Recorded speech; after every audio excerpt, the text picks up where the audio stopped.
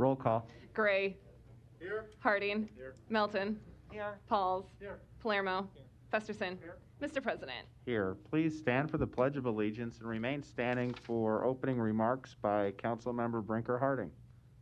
I pledge allegiance to the flag of the United States of America and to the republic for which it stands, one nation, under God, indivisible, with liberty and justice for all. Just short and sweet. Days are getting shorter. The leaves are falling.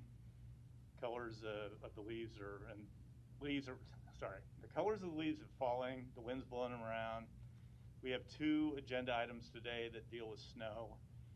I think winter's here. Daylight savings time ends in 12 days, and I miss the fall already. So enjoy what's left of it, because it's not going to be very long.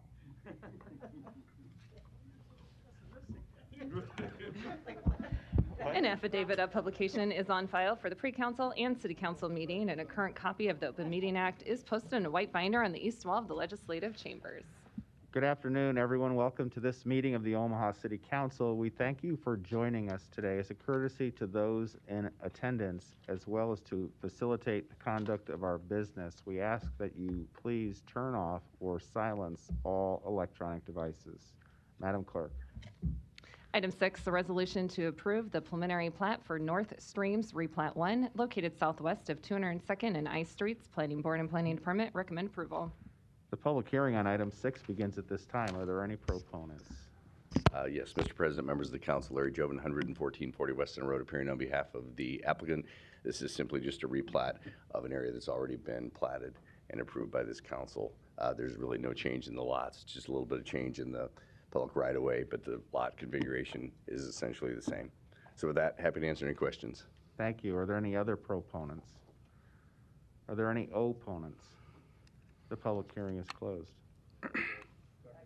Roll call. Gray. Harding. Melton. Pauls. Palermo. Festersen. Mr. President. Yes. Item 6 is approved, 7-0.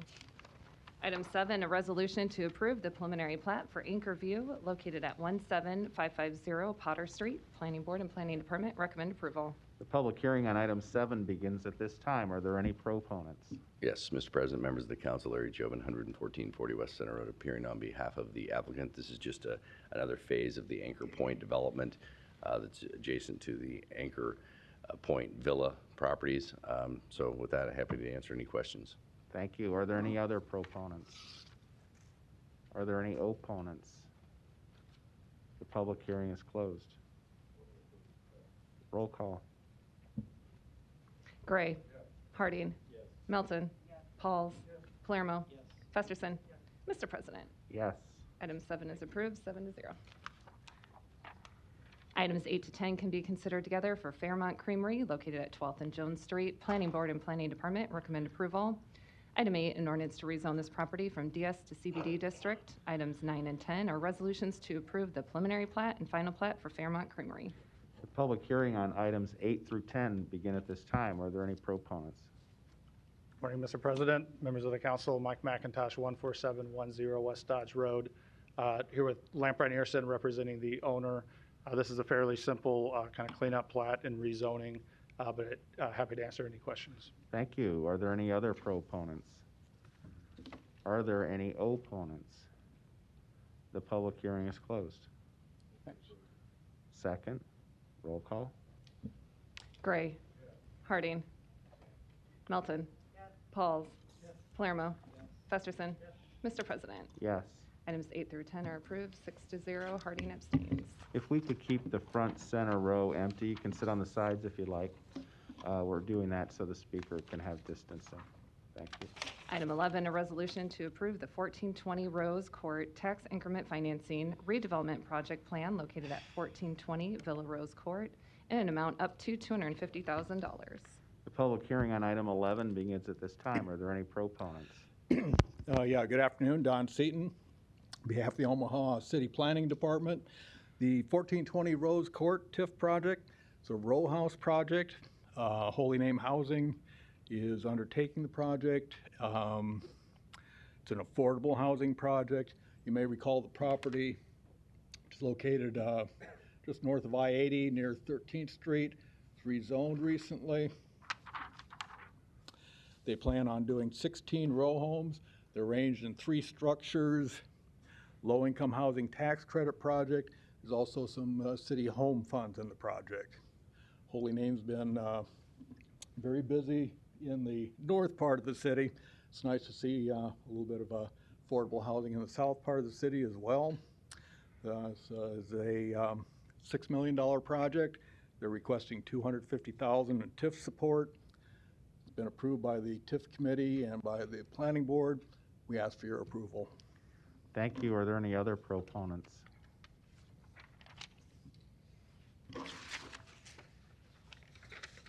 Mike Gawley, 4324 Fort Street, Executive Director of Holy Name Housing. Certainly willing to answer any questions you have about this project. Thank you. Are there any other proponents?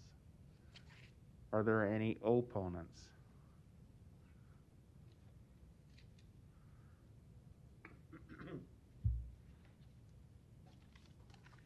Thank you.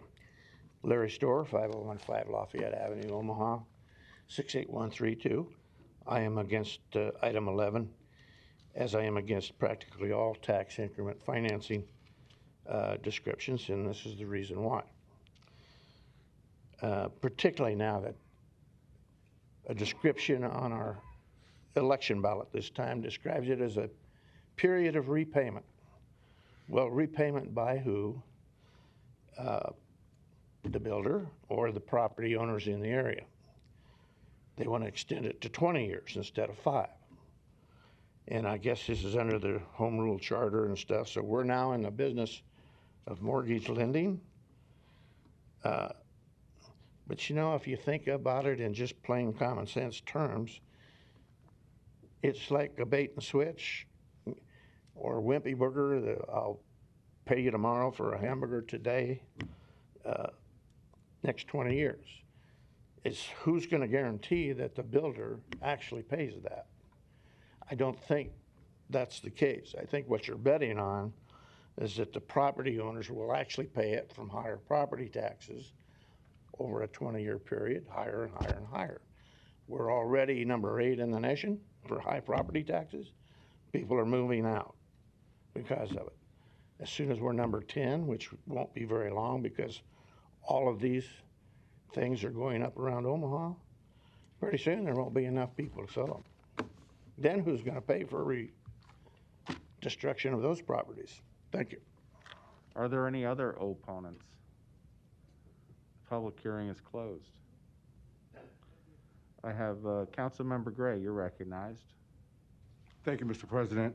I just want to take the opportunity and take the time here to let people know that the way TIF was described to you a few minutes ago, that's not how it works.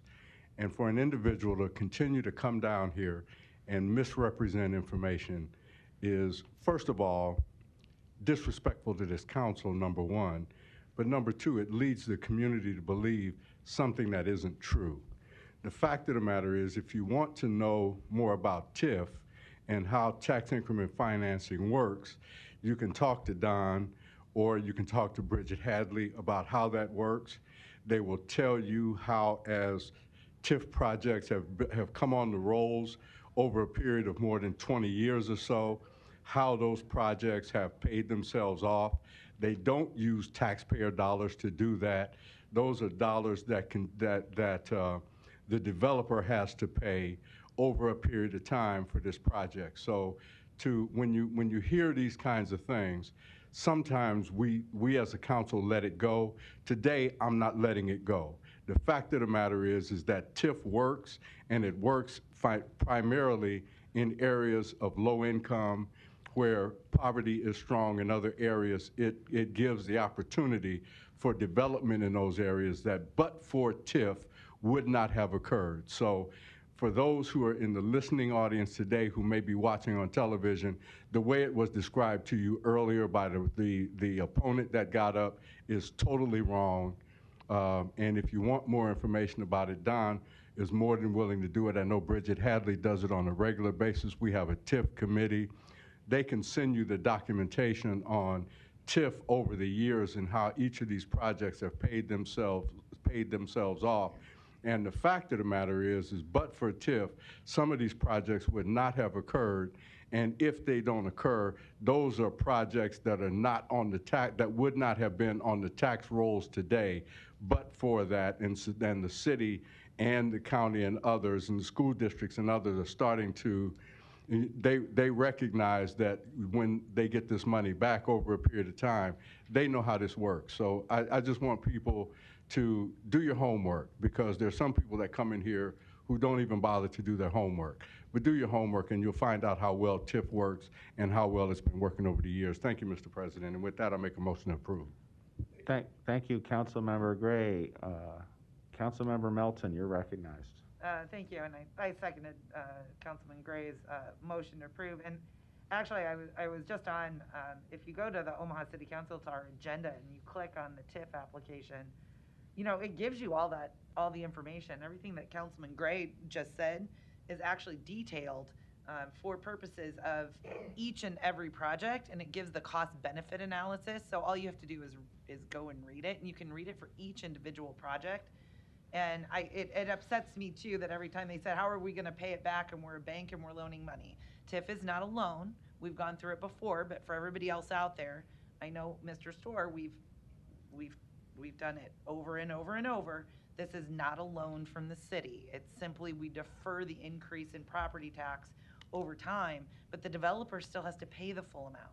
It just pays back a loan from a bank. If he fails to pay the bank loan, that's between him and his bank. The taxpayers do not pay for it. And so everything that Mr. Storr had said was absolutely incorrect. I wanted to back up what Councilman Gray said. And projects like this are exactly what we want TIF, the TIF projects for. It's these projects. It's low-income housing that people can afford. These are 4-bedroom townhomes. So often there's low-income housing, but they're apartments and they're small. And if you have a family and you have children, oftentimes there's a very limited amount of low-income family housing for people. So I think this project is absolutely great. I think that the amount of TIF, which is $250,000, and by the way, that money is used for public improvements as well. The streets and the roads and the utilities and the things that are being built are for the public use. It's not just the developer that benefits from this. And here, it's a nonprofit. So we have a nonprofit group, Holy Name, that is building out these houses. I can't think of anything negative about this project. I am so thankful to Holy Name that they are doing this project and again, balancing out so that we're getting low-income housing on both sides of our city and not just concentrating everything in one area. So these row houses are great. And again, I would encourage you, it's 52 pages long.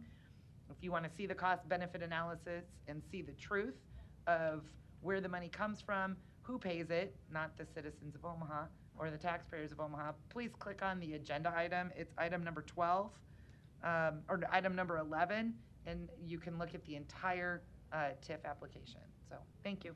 Thank you, Councilmember Melton. Councilmember Vice President Palermo, you're recognized. Thank you, Mr. President. If I was going to add something about this agenda item, and you cut through all the weeds of who the developer was and who was going to pay for it and how long, you take this parcel, and if you've looked at it and you've been there before, I know it's a wooded area. There's times when I've got calls, because this is my district, of camps being in there that shouldn't be in there, weeds, litter. It's a problem for the neighborhood. So it isn't just TIF that makes this project happen. It's about a quality of life in different areas that's changing. And I've heard it because this is my district. So not just this one, but most of these TIF projects, the but-for is the quality of life that it changes when you build something in an area that there is nothing in.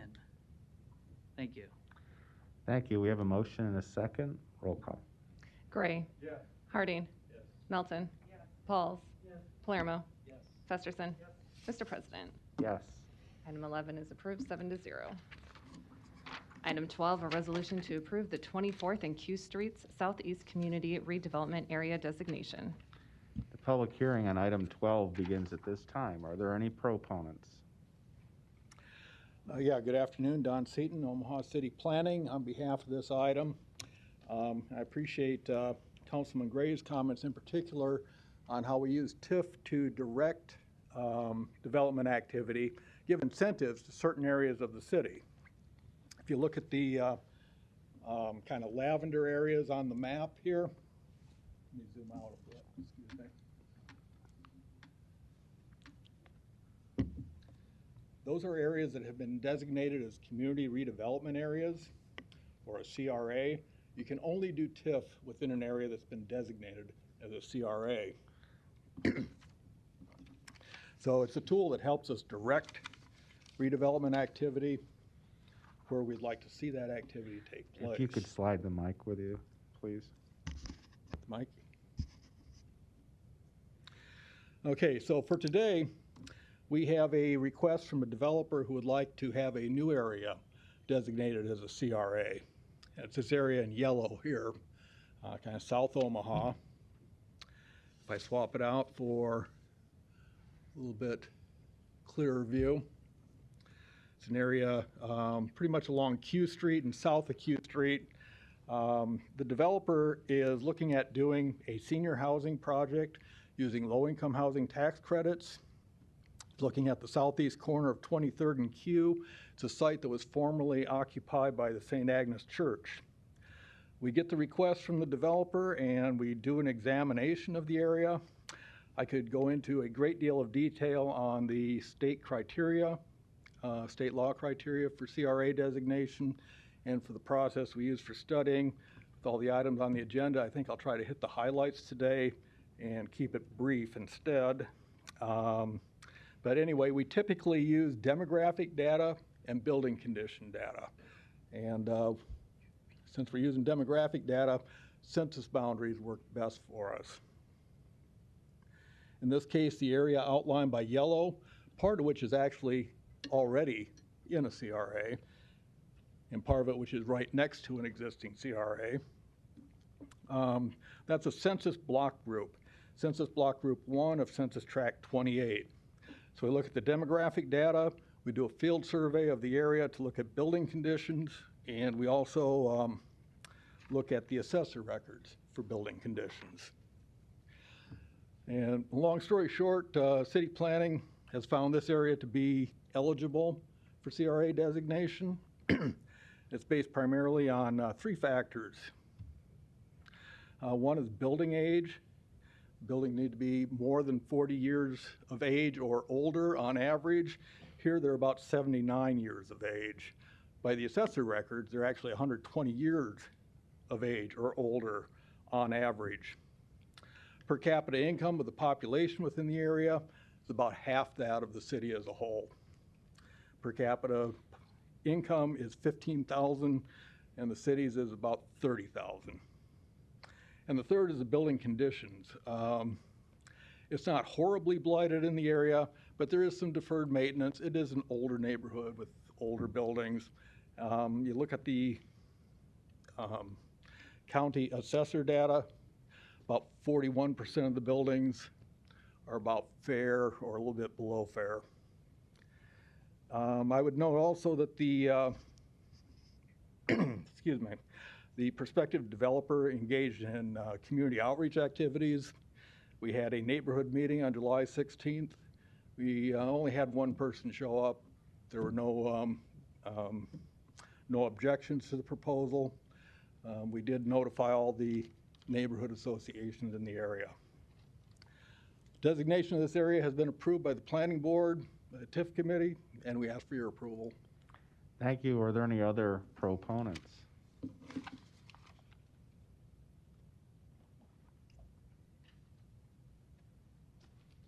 Good afternoon, Rob Woodling, Foundations Development, 1886 South 126th Street, Omaha, Nebraska. I'm the developer that approached the planning department about this. I'm looking to do a mixed income affordable housing project. So 80% of our units would be affordable and the other 20% would be market rate for seniors on the southeast corner of 23rd and Q Street on the former site of the St. Agnes Church campus. So I'd be more than happy to answer any questions you may have. Thank you. Are there any other proponents? Mr. Seaton. If I could add just one item. Planning department gets actually quite a number of requests for these studies. We look at them all, at least preliminarily at a staff level. Most of them don't come to you, and because they don't comply with state law. I do want to let you know there's a lot of interest out there, but if it comes in from way out west, typically it doesn't meet the criteria for state law. Thank you. You can take your overheads. Thank you. Are there any other proponents? Are there any opponents? The public hearing is closed. Roll call. Gray. Harding. Melton. Pauls. Palermo. Festersen. Mr. President. Yes. Item 12 is approved, 7-0. Item 13, a resolution to approve a special use permit to allow large group living in a CC district for property located at 7215 Ontario Street. Planning Board and Planning Department recommend approval. The public hearing on item 13 begins at this time. Are there any proponents?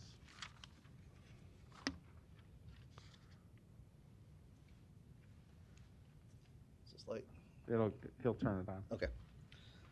My name is Kyle Hazy with Aimee Consulting Group, 10909 Mill Valley Road, representing the applicant, along with myself. The applicant representative, John Flanagan, is in the audience as well to answer any questions that I might not be able to answer. The site is located at 7215 Ontario.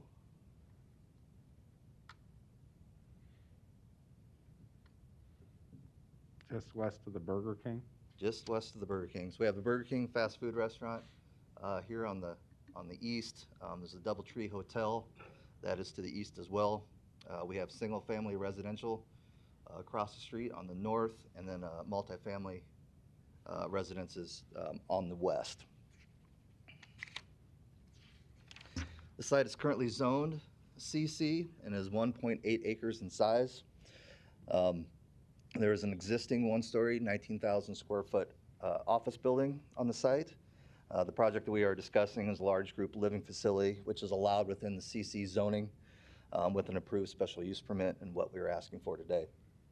The applicant is North Point Recovery, which serves as a live-in treatment facility for individuals with substance abuse disorders.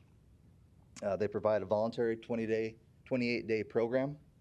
All individuals as part of their program are vetted by staff, and all are there on a volunteer basis.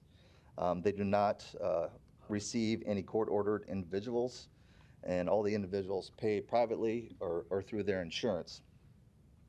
The existing building will be renovated to support 22 rooms or 44 beds with dining, exercise rooms, staff offices, and counseling rooms. The exterior of the building will receive new paint. An outdoor patio area will be in the back for patients. And then sidewalk along Ontario is currently being installed, and then there will be improvements to the parking lot as well. As mentioned before, this is a voluntary program. It involves individuals, group, and family counseling. The facility is staffed 24/7 by staff, including counselors, nurses, and supportive staff. There are programs that also include off-site visits from the group with serving and vans serving as transportation and accompanied by staff. We did have a neighborhood meeting on July 28th at the DoubleTree Hotel and was attended by about 15 of the neighbors. I think we were able to answer most of their questions through them or through that night or through continued coordination and communication with them and with the applicant themselves. This is a very low traffic generator for the neighborhood.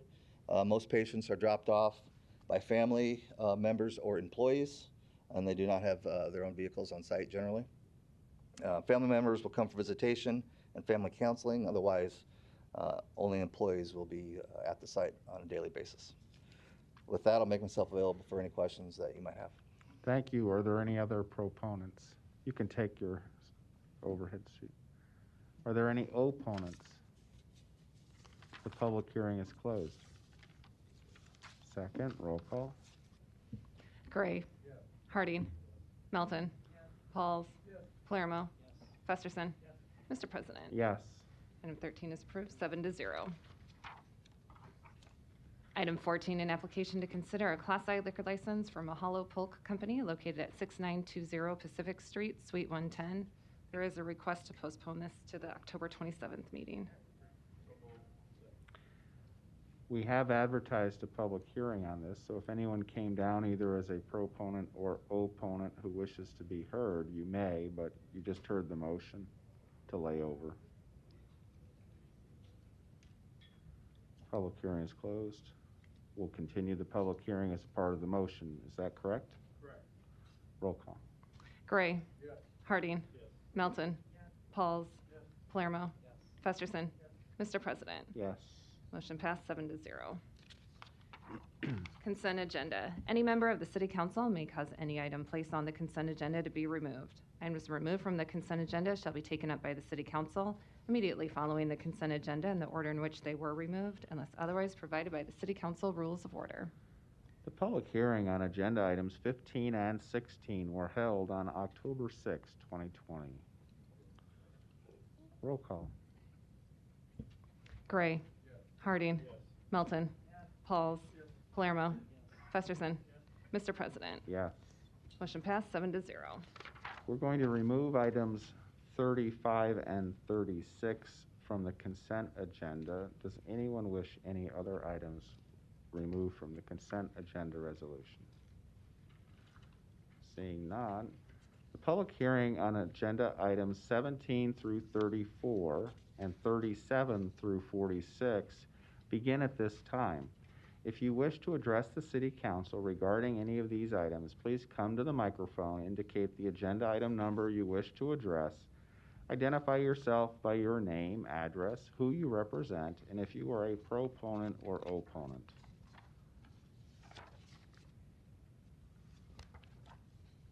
The public hearing is closed.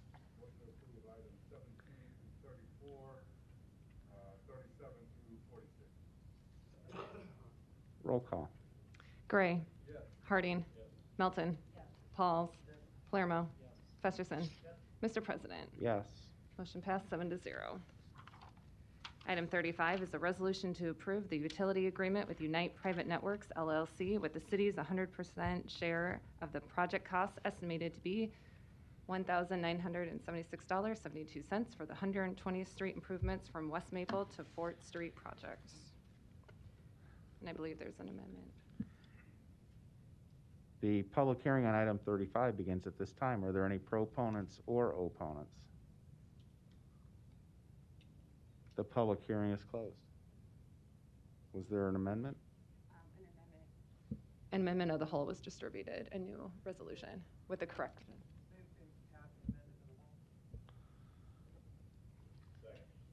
Roll call. Gray.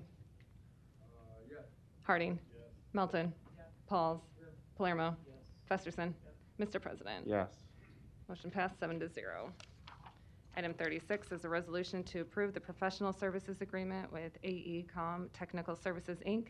with a cost to the city of $41,027.85 for preliminary engineering services on the Signal Operations West Center Road project. The public hearing on item 36 begins at this time. Are there any proponents or opponents on this item? The public hearing is closed. Roll call. Gray. Harding. Melton. Pauls. Palermo. Festersen. Mr. President. Yes. Motion passed, 7-0. Item 47, a resolution to approve the amendments to the City of Omaha Park Rules. A is communications in opposition. B is amendment of the whole requested by the Parks Department. Before we announce the opening of the public hearing, should let everyone know that came down to perhaps testify on this item that the Parks Committee met to discuss this, and I'd like the Parks Committee Chairman, Mr. Harding, to explain, if he would, the result of the committee's consideration of this and what they're doing today. Thank you, Mr. President. So we're going to place this on file, or there's going to be a motion to place this on file so that we can go back and further engage stakeholders as we move through this process to amend some of the park rules, thereby getting more buy-in from as I said, the stakeholders, and bring it back through the Parks Committee for further consideration at that time. We thought it made more sense to place this on file rather than just continue to lay it over for periods of time without an end date in sight. So that's a recommendation of the committee, and I would make the motion then to place it on file. And so before, again, opening the public hearing, if anyone listening or in attendance views yourself as a stakeholder interested in this topic, please reach out to either our city council staff or Mr. Harding, Ms. Melton, or Mr. Festersen on the Parks Committee, or the Parks Department, and let them know of your interest in engaging on these issues so that they can include you in the information dissemination process and give you notice of the meeting so you can participate, and so you can help spread the word to others that you know who may be interested. So having said all of that, I will open the public hearing because we have advertised one. To anyone who wishes to be heard, there is a motion to place on file, which I do expect to pass, but we have advertised a public hearing, and so any proponents or opponents may be heard.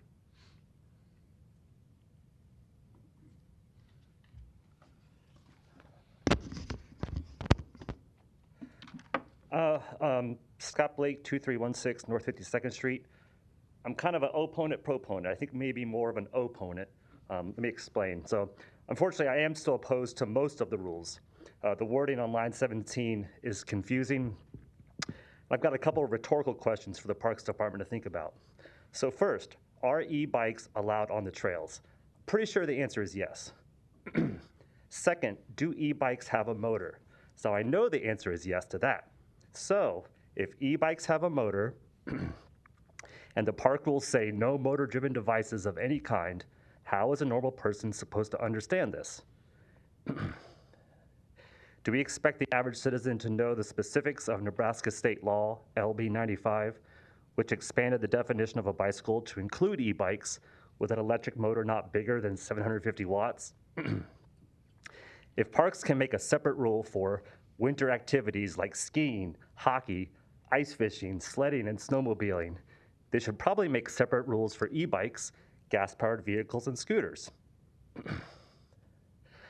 I think the 20-mile-an-hour speed limit is a step in the right direction, but we've heard complaints specifically about gas-powered vehicles on the trails, and there is no mention of combustion engines in the park rules. Now, I think electric scooters should be allowed on most of the trails in Omaha. I'm fine with banning electric scooters at the skate park, on basketball and tennis courts, and trails like the floating bridge at Standing Bear Lake. I just think it's not safe to have one of those electric scooters over water. The electric scooter's top speed is only 15 miles an hour, and most of the trails are flat, and they're a great way to get around Omaha. And there's a reason you don't see the electric scooters on the Bob Carey pedestrian bridge. Both of the scooter rental companies have exclusion zones that forbid the scooters from riding on the bridge. I even brought a little.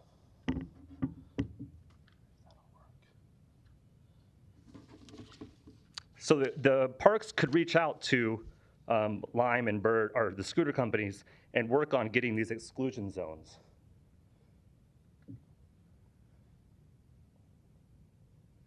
So there we go.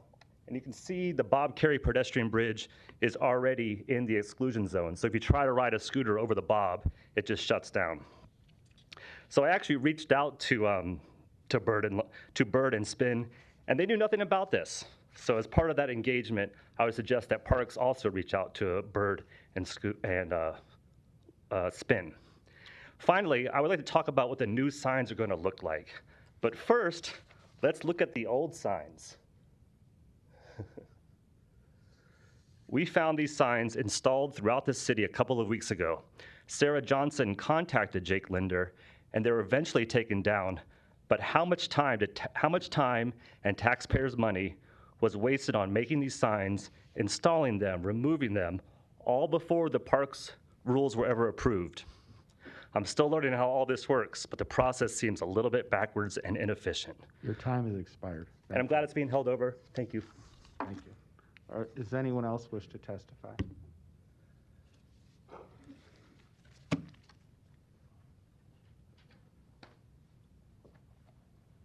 Hi, I'm Julie Harris with Bike Walk Nebraska, 1905 Harney Street, number 401G.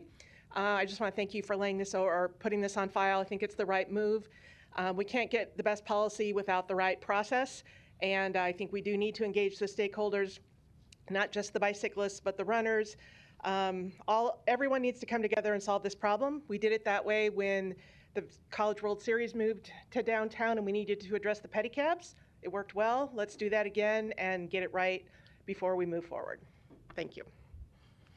Does anyone else wish to testify? Sarah Johnson, 2316 North 52nd Street. Thanks. Since we rode down here today, I figured we'd say something, but I do think it's the smart move to put it on file. So first of all, just thanks for that. I guess, like Julie said and Scott said, there's kind of a lot of issues, but the big ones are communication, collaboration, and then one thing that kind of stood out to me after our parks meeting is also the word transportation. It was kind of news to me meeting with them a couple weeks ago that they really aren't, it felt like maybe not comfortable calling the trails part of the transportation network, which seems kind of different than what I've heard over the lots of years that we've been all kind of collaborating on making sure that active transportation is a viable way to get around town, including bicycles, since we're all using this today. Part of one of the initiatives that I've been on one of the committees with was the wayfinding signs that went up all over town. The Keystone Trail is part of the sign because it's part of transportation. Here's another one showing how far to the Field Club Trail. Again, these are road signs, so again, assuming it's part of the transportation network. I might just email you this map, but the important thing to note is that the Bike Omaha network, which you can find this map today on the Wellbeing Partners website, which used to be Live Well Omaha, which has been an integral part of all of these conversations over the years. Again, trails are part of the overall transportation network. And so it was a little bit confusing for me to be part of that conversation with the Parks Department a few weeks ago when they're like, oh, it's not transportation, it's recreation. I'm like, oh shoot, I think it can be both. And I think that's what I'd really like to just make sure that we're all considering as we move forward is for whatever reason it was designed for, may or may not be the same as the way it's being used. And I think it's a both and. Like, I think it's a great asset for our community to have the trails as part of a comprehensive transportation network in addition to access to natural resources and recreation. So just a few other quick things. Speaking of transportation and communication, I went through just quickly the MAPA website, the NRD website, Chamber of Commerce, Bike Walk Nebraska, Wellbeing Partners, just kind of everybody that generally would be involved in these communications when it comes to transportation or active transportation. And again, as I mentioned a few weeks ago, none of them knew about this. So it's good that we're going to talk to everybody. But I pulled just a few quotes off of different websites that kind of back up the feeling that a lot of us do see the trails as part of transportation and not just recreation. Off of the Wellbeing Partners website, they're talking about, again, this Bike Omaha network. And it says, the network enhances navigation and safety while promoting travel by bicycle throughout Omaha. Then I went to the NRD website, and I quote, these trails are an excellent alternative to the use of automobiles and other more traditional methods of transportation. My time's up. I'll turn this in, but you get the point. I got a lot of words, and happy to continue to talk about it as I have been doing for the last decade. Thank you. Does anyone else wish to testify on this item? The public hearing is closed. We have a motion and a second. We have Councilmember Festersen. You're recognized. President, I also support putting this on file. I think that is a smart thing to do that we discussed in the Parks Committee today. I do want to thank those that came down today and that are helping us work through this. There's no urgency to getting this done, so it's just most important we do it right. And I agree with all the comments we heard here today. I did just want to give some assurance to bike advocates or transportation advocates that have contacted me over this in the last few weeks, that I believe there is going to be strong consensus over not banning e-bikes on our trails, rather taking a different approach around speed limits or something of that nature that in fact encourages e-bikes and other kind of transit opportunities throughout our city, which I think is what we should be talking about, not limiting them. And they are right. We do need to do a better job of delineating some of these terms about motorbikes and scooters and how the signs may appear and all those things that would be involved in an effort like this. In addition to that, it's not just those things. There are many other topics that need to get discussed with a little more detail in park rules, such as drones and other items that are in here that are really to the council for the first time. So I think it is smart to put this on file, take our time to do this right. And as almost every speaker said, maybe the main point here is process. We do need to take this through a much better process than has occurred so far. In fact, in our discussions this morning in the Parks Committee, our recommendation, I think, to do would be to have this go back to the mayor's Active Living Advisory Committee for that discussion and for that venue, and probably back to the Parks Committee before it even would come back to the City Council itself. So we are giving folks the chance to chime in and have some meaningful input here. Thanks, Mr. President. Thank you, Councilmember Festersen. And I would just add my suggestion to the Parks Acting Director, Mr. Linder, that I hope you consider public meetings and some open spaces where people who wish to come can participate in a safe way and let you know how important the system is, whether they view it as recreation or for transportation or for other things, that you can consider their input. There's a motion, a second. Roll call. Gray. Yes. Harding. Yes. Melton. Yes. Pauls. Palermo. Yes. Festersen. Yes. Mr. President. Yes. Motion passed 7-0. Item 48, an ordinance approving a contract with Nebraska Land Recycling LLC in the amount of $2,282,800 for the Omaha Mixed Recyclables Processing 2021 to 2030 Package A project. A is communication and support, B is communication and opposition, C is documentation from the Public Works Department, D is traffic analysis. The public hearing was held September 29. Third reading was laid over from October 6th to today. What's the pleasure of the council? Councilmember Gray, you're recognized.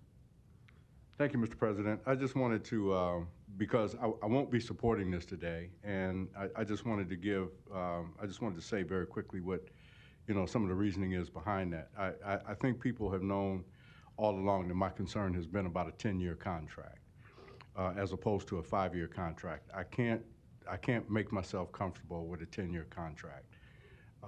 And so this is nothing against Nebraska Land, nothing in favor of First Star or anybody else. It's just that I'm not comfortable with a 10-year contract at this point, especially with a new company that is being proposed.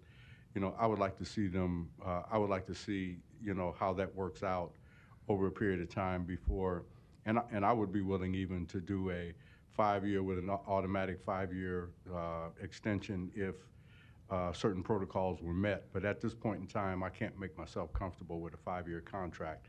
It has nothing to do with Nebraska Land or anybody else. It's just that based on what I see in the market and the market fluctuations and the game plan that goes on with the oil industry and others, I'm just not comfortable enough that I can do more than 5 years. So I just wanted people to understand what my no vote is going to be. Thank you, Mr. President. Thank you, Councilmember Gray. Councilmember Festersen, you're recognized. Thanks, Mr. President. I also want to start out with this one saying I appreciate all the work that has gone into this. I know it's been a long discussion and a long analysis, especially for the Public Works Department. But I would also say I'm just not comfortable with the options we're presented with today. I think we have a current vendor with a lot of experience and a sophisticated operation, but we also have a low bidder that can probably scale up. But I think that is part of the question about a low bid. Do they have the ability to scale up? There are some questions about that and questions about the proximity to a neighborhood that I find a little bit concerning. My main interest all along has always been just that the city demonstrate its long-term commitment to recycling. So in that respect, I do prefer the long-term contract. And it is concerning to me if our options are choose or adopt this contract or have no contract at all, because I think it is important we have a long-term contract that commits the city to doing the right thing, which is to recycle and process these recycling materials in a responsible and efficient way. But at the end of the day, I don't think we should make a decision based on sort of these false limitations or maybe a subpar decision-making process. So I'm a no today as well.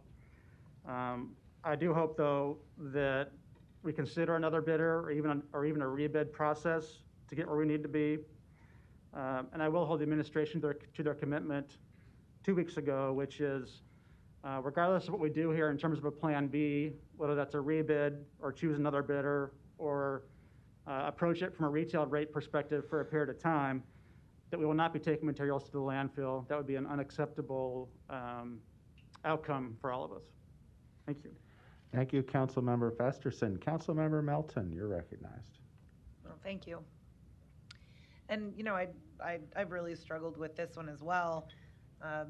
My problem is I'm not confident that Nebraska Land will be able to fulfill the needs of our city, especially as we go to covered carts and the amount of material that we will be delivering to them on a daily basis. However, by saying no to this contract, we're left without one. I don't get to choose between whether I want Nebraska Land or First Star Fiber. First Star Fiber is not on our agenda today. I don't get to make that decision. And their bid was well over $1.5 million per year. So as a steward of taxpayer dollars, I don't find that to be necessarily acceptable. And I don't know how I could justify that to the hardworking taxpayers of Omaha. If I were to support a bid that was that much higher. And I understand the facility is fabulous. Dale Goebbels and his people are absolutely wonderful at what they do. But again, they were probably where Mr. Brown was, many years ago, and he's trying to get his business going. So today I'm not really making a determination between the two. It's, do I vote for a recycling contract, or do we risk not having a recycling contract at all in the city of Omaha? I am committed to recycling. I recycle in my own house. I recycle in my business. I use the orange bags.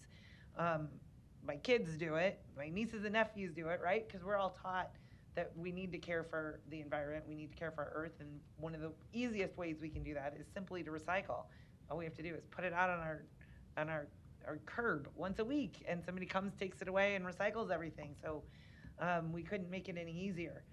But I'm very concerned that we won't have a contract. I don't know that I want to go with a daily bid. I don't know how much that's going to cost. Right now, I understand you could do it daily for maybe $75, but that's not in a contract. So any one of the recyclers could actually start having a bidding war and upping that daily rate to a point where we may not have that in our budget. And I think that would be irresponsible. We do have, Nebraska Land does have a bid bond that they're required to post under the contract. I think at this point in time, I'm going to vote yes on this contract, but I have to say, I'm not necessarily hopeful that we won't, not necessarily hopeful that the traffic and the trucks and the amount of recycling that they're going to be able to handle that, but I hope you can. And I think that would be great, but my fear is not having a contract at all. And this is what's before us. I agree with Councilmember Gray that I would rather see it be 5 years because, but again, that's not what's in front of me today. I would rather see a 5-year contract because just in the last 5 years, the recycling market has changed dramatically, and you don't know what kind of changes that we will see in the future. And with, I know the things that I've seen that First Star is actually going to be doing with the pyrolysis and taking a lot of the recyclable product and turning it into energy, I think that's great. And I'm hoping within the next 5 years that maybe we'll be doing something even different than what we're doing today. So that's why I'm uncomfortable with a 10-year contract. Again, I just don't want to go without a contract. It's too important to the citizens of Omaha that we have a recycling contract. And this is the one that the mayor has chosen. And it also is the one that is best for the taxpayers of the city of Omaha. So for that reason, I'll be supporting it. If this doesn't pass, though, I would say I would be more comfortable with a 5-year, so I hope we do get a contract back in front of us, at least the 5-year one, because that would be my preference. So, thank you. Thank you, Councilmember Melton. Councilmember Pauls, you're recognized. Thank you, Mr. President. You know, as I reflect, I wonder if the founders of First National Bank, TD Ameritrade, Mutual of Omaha, Valmont, ConAgra, I wonder when they first started out, oh, that's right, they're big companies now, but they started out, I'm assuming relatively small. Go down sometime by the First National Bank when you see all the statuettes down there and read some of the words that are written down there. I've always been an advocate for the small guy. In fact, I was the advocate for the small guy from Minnesota. I still am. To me, the American way is to give that person who has the drive and the ability, as I've been told by a number of people from the city, to fulfill the contract. I find it ironic. On all my years, basically 16 years in the political arena, I always found out if you're a big company and you have pretty good attorneys, you're one step up above that small guy. I've noticed it all the time. So what I'm going to suggest, all you people who start in small companies, start big and hire some very good attorneys. Because the world has sort of set it up. You know this. We know this. I believe the American way says give the small guy, or not guy, but the small company a chance to prove themselves. And that's why I think supporting an up-and-coming company who does quite a bit of business the way it is, I think I will give that person, I'll do it the American way. Give what I call that underdog a better chance. Pretty corny, but you know, makes me think of when I used to sit down with my mother and my dad. They had so much common sense. Could they compete against the big companies? No. But they usually did the right thing. So that's where I'm coming from. Thank you. Thank you, Councilmember Pauls. Council Vice President Palermo, you're recognized. Thank you, Mr. President. It's always tough to follow Councilmember Pauls, but I'll try. So I wanted to thank both of the companies who are here today, First Star, Nebraska Land. I visited both sites. I think as the process works for recycling, I'm not going to make it very technical. I showed up to both sites. I was greeted. I got the tour, and it was pretty simple. I want to see where it lands from the delivery to where it comes out of the machine and it's got the wire band around it. And that's what I seen. The companies are different, but the process is the same.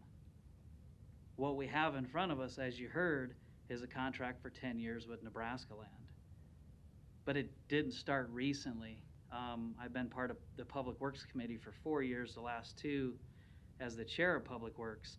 So we've been talking about this process of solid waste and carts and recycling for 4 years that I know of. So besides the companies that are here taking the questions and the process of city bids in, thank you for being here and being a part of that. But Public Works has truly put in the work on this process. They have vetted, they have dug into the details, they have taken previous contracts, they have did their part to bring us a recommendation. And it's not just by Public Works, it's also by Finance, who has vetted and done their part of the process to make sure it happens. And then, of course, it gets sent to us by the mayor. So that's what we have in front of us. And the reason I say it started 4 years ago, because recycling is the last piece of the puzzle. I've always said, along with Select and FCC, that I would not let recycling die on my watch. And when you don't have a contract in front of you, that's a possibility. You truly do jeopardize recycling. And you can say you don't, but that's what happens if, and I know it's been said as well, we'll just go retail and we'll decide where we're gonna take it. It's not retail, it's pay as you go. And hopefully the facilities you would take this material to would still accept it. They would still be willing to honor their price. And hopefully they would actually recycle. They don't have to. These are private businesses if we go retail. So there's a true worry from me that if we don't have a contract in place, we don't put the last part of this puzzle piece together. So I've gotten the letters from many different groups. I've had various phone calls from my constituents, obviously in the area of Nebraska land. I've walked the neighborhood. Believe it or not, a large majority of them are like, oh, the site down the road, great. Are they going to pick up my stuff? When does it start? Because as we talked about solid waste, it's important. You put it on the curb, you get it picked up, and you don't want to drag it back at the end of the day. Recycling now is going to be even a little better. Every couple weeks, bigger cart, covered. It's the same principle. You want to fill the can, you want it picked up, and you want to drag it back and fill it for the next go around. That's what recycling is. You pick it up, you process it, you sell it down the road. Without a contract in place, I don't know that it's that simple. I do worry about the 10-year because we know there's fluctuation in the market, but that's not what's in front of me. What's in front of me is a contract for Nebraska land to make sure we have the possibility to recycle in this town, which is very important to many of us. And I'm not going to get into the details of the different companies, of who has more covered area, the working conditions. It's recycling. It's work. I mean, if you work out in the field, just like we ask city employees to do daily, there's hazardous conditions. They're in the elements. It's never beautiful weather, especially here in Nebraska. This is what you do. And these facilities are open and they're work. So the contract in front of me is important to finalize what we've been working on, and I will be approving it. If it moves forward, then it moves forward. If not, we'll go back to the drawing board. Thank you, Mr. President. Thank you. Councilmember Harding, you're recognized. Thank you, Mr. President. I too, actually, I'll repeat probably what's been said from others, but I think it's important to do exactly that. What we have before us is what has been recommended by the administration. We don't have the ability to deny this and pull another option onto the table to take that for approval. Kind of interestingly enough, last night I was asked by our assistant planning director to come and speak to his son's Boy Scout pack, and we talked a lot about recycling and talked about the importance of having a robust and effective recycling contract with the city for the citizens, so that we could be better stewards to the environment. And told the group that this is an issue that we're going to be actually voting on today. So I wanted to reemphasize as well to those here and those watching that it is important for the city of Omaha to have a robust and effective recycling program. And I think you hear among all of us, the 7 of us, that we all want the same thing. I think we just all have differing opinions of what the best way to get there. what the best program is. So, and we've all done, I think, our homework and our due diligence, as I know the Public Works Department and the administration has done. But we can all take that same data, that same information, and process it through our filters and come up with different solutions or different answers. So I want to thank Lance and Jim Tyler, who took me through their facility as well. I wanted to make sure that I had that, that part of the input in my decision-making process to be able to analyze. I do have a number of questions about the ability for Nebraska land to perform. But saying that, I also understand the importance, as others have brought up, about the importance of having a contract in place. So before I kind of go any further, I wanted to ask the city attorney a couple questions, if you wouldn't mind, Paul. So if, we'll have to play out a couple of hypotheticals here in some different scenarios, but if this is not approved today, the 10-year agreement is not approved today, and there may be a scenario which I think was at least touched upon by the mayor's chief of staff a couple weeks ago, that maybe in absence of a contract that we would do a pay-as-you-go, as Councilmember Palermo said, a pay-as-you-go or a daily rate. How would that be paid for? What processes would have to be approved through either the city council or not in order to do that? Because I know we have a budget for recycling, but it's the way that's wrapped into this agreement. But if we didn't approve this agreement, and as the seven of us, and I know the mayor, all want to have that robust recycling capability for the city, how would you go about paying for that? Paul Kratz, City Attorney. That would be difficult in the fact that under the our home rule charter and the ordinances, the administration can spend up to $20,000 without coming back to the City Council for approval. So if you're going to go on a long-term basis, a year, half a year, whatever, doing the daily rate, at some point you'd have to be back here to get approval. Otherwise, the administration would be limited to $20,000. So, and then if there were a contractual agreement that needed to be made between, is there a possibility for the council then to have a contractual agreement that it would consider for a period of time less than a year? That would have to come through the mayor's office, okay, as all contracts do. Right. But yeah, you certainly could develop a contract with some other entity to do that.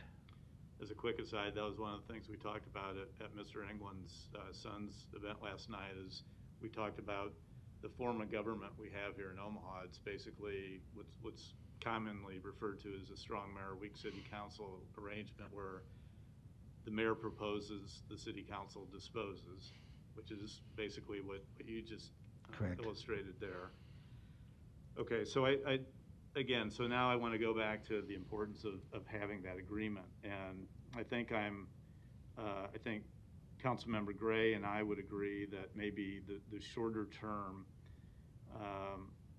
option, which again is not what we have today, but the shorter term option that was responded to in the RFB, I would probably prefer the 5-year contract going with Nebraska land if that were the direction.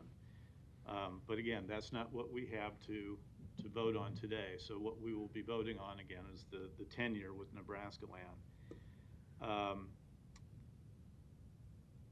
I also had some questions as it relates to traffic. We went over those, I think, in previous discussions as well as this morning at pre-council.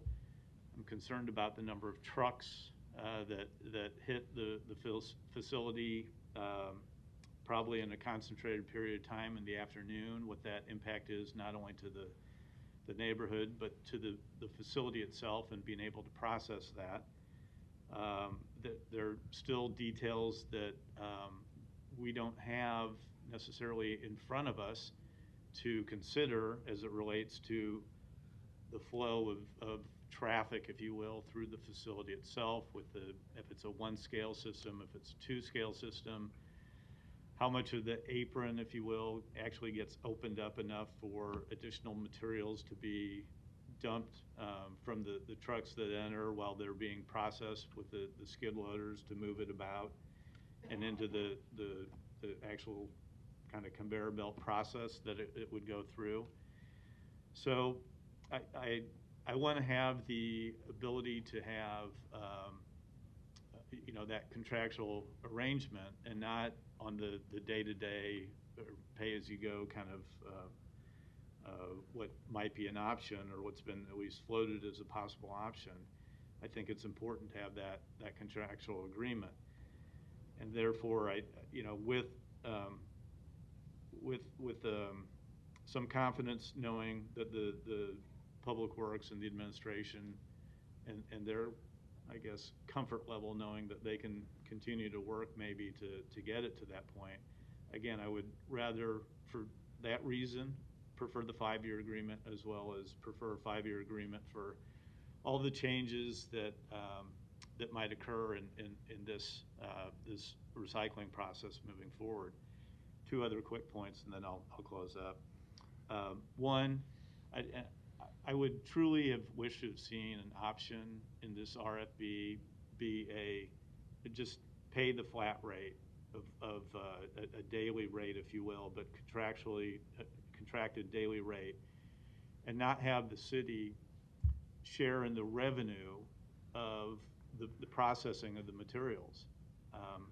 The reason there's a difference between what's kind of been floated as maybe a $75 flat rate or daily rate compared to what we're considering, which is about $114, $115, is, for those who are watching to understand, is that delta is really what the contract or the respondent has to build into their pricing, because that's the revenue share of the recycled materials that get sold on the markets that the city then gets back as, I'll say, a refund, whatever the term might be. But as we are good stewards of taxpayers' dollars, I think it makes more sense for us to budget that as a constant and not have the city playing the recyclable markets and how it goes up and down and fluctuates over time, because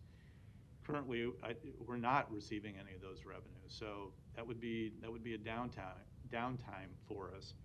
Again, I just think it would have been a nice option to have as again, stewards of taxpayers' money. It would have been a good option to have to consider for budgeting purposes, having that constant over time. The last point I was going to make too is that all my comments today have nothing to do with the ability of First Star to perform, nor the service they have provided to the city over the years. I think they've done a spectacular job, and they're a fantastic company. They are not what we are voting on today. Thank you, Mr. President. Thank you. Councilmember Pauls, you're recognized. Thank you, Mr. President. Could I have somebody from public, Jim, can I have you come down? I just have a question about the bids and the information that you gave.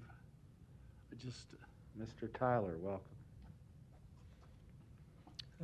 Jim Tyler, City of Omaha Public Works. Jim, I'm reading off of the sheet that you gave, and I'm just going to use the first one, 20,000 tons Nebraska land. And how much would that cost?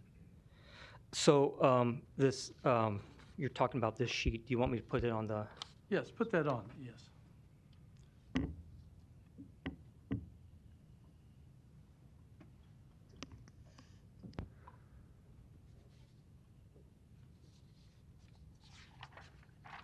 And I'll just start with the 20,000 at the very top. Okay, Nebraska land, what does the 2 million plus, what does that tell me? So this is the price, this is the bid price. It's not reflective of any rebates that would happen according to the market share. And there's other information that I provide you reflective of that. But what this is intended to show is the difference between the two bids. So, and I'll try to move this over. So over a 10-year contract, what you would see between the bid price from Nebraska land and the bid price from First Star on the price per 20,000 tons, that the difference over the length of the contract would be that $12.72 million. And so what you see is you're not seeing an actual price. That's the bid price, not including the rebate, but that constant difference between the two doesn't change. Okay. So no matter what the rebate is, that constant stays the same. Okay, well, I'm gonna get back to the first column. The 2,282,000, that's without a rebate. And Correct. so if we get a rebate, that would go down? That would go down. Okay, so and as we go down, this, I'm not gonna have you go through each, the different amounts of tonnage that's been processed. So we're talking about $2 million plus, remove the eventually there will be a rebate. Yes. And what I want to talk to the public about, we spent a lot of time on this because we're trying to get to the best bid. Well, I'm going to challenge you on a regular basis. If you go through our consent agenda, there are times that we spend more than that on this one topic for 1 year, and we will pass it on our consent without hardly any discussion. Just go back through the several weeks or months, and you will see that there are other agenda items that we don't even spend close to the amount of time we have on this. If we're concerned about the tax dollar, and these are legit expenditures, I'm not saying they're not legitimate. They are, because we do get a product out of it. But it's interesting how we're spending on this project, and when it comes to other ones that are on our consent agenda, because you today, well, there's one that I talked about this morning, 25, $1,782,000, a legit project. But did you hear any discussion on that today? So I think we have to put a balance on this. I know these are taxpayer dollars, but these are taxpayer dollars on this sheet that we do very little talking about on a regular basis. I truly believe if Jim and his team have vetted this company and saying this is the value that we're going to get, we do have to have, even though at times I disagree with them on other projects, I do know there's been an effort to save the taxpayers' dollars. I just find it interesting how we will spend so much time, and there will be so much talk, which I am doing right now, to express to the people, I'm going to save your tax dollars. Very little on other topics. Consistently, this is not a one-day thing. This is why I'm frustrated sometimes. And we talked earlier about that the way this system is set up, it is a mayor-dominated system, which it rightly should be, because that's what is in the charter. And we can't do something different unless the mayor does provide that for us. We can vote this down, or we can hopefully, well, I'm hoping it passes, then we'll put it to bed for a while. If not, she will have to come back with a different proposal at another time. I'll get off my stand on this issue, but I just think I hear so much talk, and if we're going to be honest about it, we got to talk about taxpayer dollars on all topics. Thank you. Thank you, Councilmember Pauls. Vice President Palermo, you're recognized. Thank you, Mr. President. You know, I wanted to add something too that I didn't put in there before to toured the facilities. Obviously, the neighborhood is very important, and I listened to the constituents, but overwhelmingly it was, no, we need to recycle. We'll make it work. And there's one part of this when you visit a site, and if you have any part of your mind that tells you, can this contract be done by a certain company? It was when I visited Nebraska land. And as we took the tour and we stopped towards the end, and I remember asking Mr. Brown, there was an employee there. And both of these facilities, if you haven't seen them, then it's unbelievable. I mean, there's walls with stacks of cans. There's another wall with a stack of milk jugs, which I learned are gold.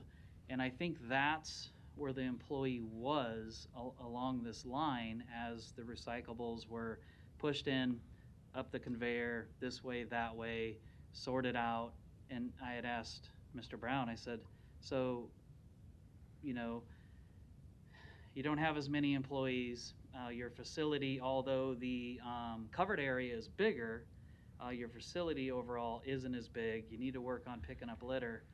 But tell me, like, you know, worker to worker, as he's standing there and not as he's dressed today in shorts and a t-shirt. And I said, what if this employee, and I pointed to the employee right there, doesn't show up to work? And he said, well, then me or one of my owners would hop in there and do that job. This is what we do. We will make this work because this is how the process works. We get in there and we do the job. And I think that was the turning point when you're sitting there even on if it can be accomplished or not, when you hear a business owner say, no, this is what I do and this is what I'll do to make it happen. So yes, there's the big part of saving money.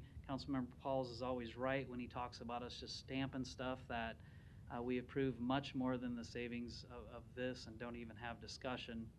But back on this, the reason I believe and the reason I know from hearing from my constituents that recycling is important enough is that I've seen it with my own eyes from the owner that this contract will be fulfilled. Thank you, Mr. President. Thank you. Councilmember Gray, you're recognized. Thank you, Mr. President. You know, I'm not changing my mind. I'm concerned about the 5 versus the 10 years. It didn't matter to me which company. It didn't even matter to me so much the cost, because I think recycling is extremely important and something we need to do. And the cost, you know, we look at the cost in dollars and cents and saving to the taxpayers and so forth, but the environment is what's more important to me in terms of making sure that we are recycling. The 5-year contract, and part of the reason for that is I've been around a little bit, and there was a company prior to First Star that had the same kind of issues in its first 4 or 5 years. First Star had issues in the first 4 or 5 years in relationship with the company that eventually turned around. I don't see that being any different with Nebraska land, but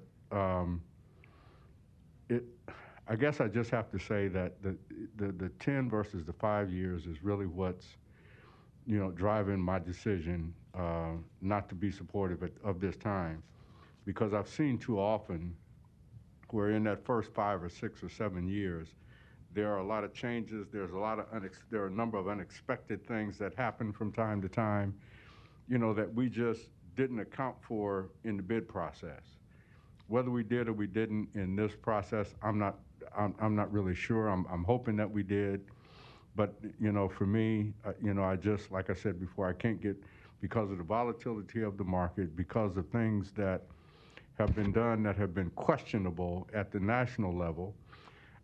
My concerns about recycling still don't change, and the 5-year contract versus the 10 still don't change. So I'm still going to be voting no on this.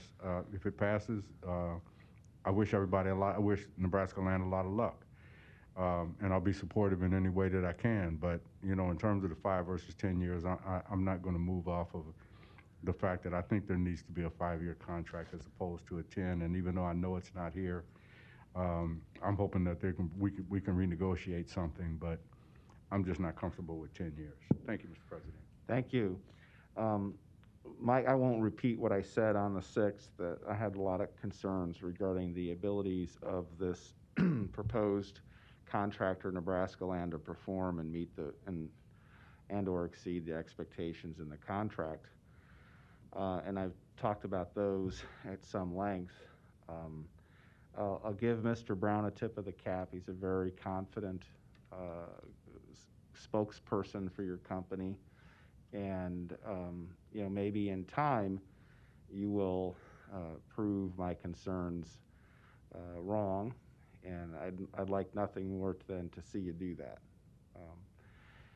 And in terms of the last time we met, there were some questions that had not been addressed. And so we have answers for those who have been following along. And one is, it goes to the concern that many have about, can this location work and function adequately in a safe manner and handling the traffic and volume? And that was another concern I had, that I didn't think it could. And in the interim, between when we last met today, I have learned that the numbers of trucks per day estimated by Public Works to arrive at the Nebraska Land location would actually be much more, because they did not include in their estimate the number of trucks that are delivering recyclable goods from the city's drop-off locations around town. And so I asked, well, what does that mean? And from Public Works perspective, and talking to the new contractor, they estimated that it would be 7 to 10 more trucks per day. Then I asked our current processor, Firstar, what is your actual experience per day? And what they see in drop-off for vehicle traffic on Monday, Wednesdays, and Fridays is actually 25 trucks per day from those drop-off sites. So we won't have 25 trucks per day going to D Street to Nebraska Land if they get the contract. On Mondays, Wednesdays, and Fridays, we'll have 50. And on Tuesdays and Thursdays, it's about 15 trucks per day from those drop-off sites. And so that's a lot of vehicle traffic. It's a lot of traffic to be going in and out of a little facility, dropping off goods, materials to be sorted at a relatively small site. It's a lot of vehicular conflicts and movements. And that brought me to the other unanswered question, and that was, how did this second driveway appear on D Street at Nebraska Land's location? And there was no answer to whether they applied for a permit, which I thought was odd, because I've had a lot of constituents who have told me about their frustrations about Public Works curb cut regulations and how they really take an aggressive approach about screening what additional driveways they authorize, because they're concerned about traffic coming in and out of streets and making sure it's done in an orderly way and controlled access points. And so we learned that this particular Nebraska Land site did not get a permit for the new driveway they put in. And so they have a right to appeal, I think it's to the Administrative Board of Appeals, to waive that rule. I don't know that what position Public Works would take. At the pre-council meeting, they said, had Nebraska Land come to the city, they would have worked with Nebraska Land at redesigning their ingress and egress into one larger driveway that could handle the traffic in and out. But in this case, they have two smaller ones, which, even if they win their appeal, that to me causes more issues in terms of how vehicles are going to move, because it just wouldn't flow with who our own traffic engineers, who have expertise in this area, have shared with us it works. So I asked Mr. Brown this morning, just putting aside the capacity issues in terms of your company's ability to grow so fast to be able to adequately handle the volume of what's coming your way if you get this contract. Are you married to this location? And never really got an answer other than he feels he can make it work at this site, which I think goes to the exuberance you have as a still young businessman who's building a hopefully successful company. So I couldn't personally overcome my own concerns, notwithstanding the nice job you do on behalf of representing your company. At this time, as important as my constituents tell me recycling is in terms of District 3, as I've heard from everyone else here today, as shared in their districts by their constituents. The unusual thing for me with my constituents is they've echoed the same concerns about whether Nebraska land could perform. And to them, they'd rather not see me vote to approve this contract and risk setting the very vibrancy and vitality of our recycling program as a city as a whole in peril than to take a step back and vote no, which would allow Public Works the opportunity to reevaluate the whole thing. And if for a time that means the mayor is going to do as she has said she will and do a daily drop-off at Nebraska land at the D Street location. Mr. Kratz has told us, as you heard, that that's okay for a period of time. So if the new contract starts at the end of November and they decide that they're still evaluating this as to what the long-term position of the administration is, we'll see how you do in the interim if that's what the Public Works and the mayor decide to do in terms of these daily drop-offs at Nebraska land. But it'll hopefully allow a rethinking in terms of the things that you've heard from council members today on this matter. And because I think in many ways, there's a lot of agreement among the 7 in what I heard said today. And so hopefully the administration feels the same way. I'm not going to continue talking. I think there's a motion. There's no motion. Is there a second? Second. No further lights?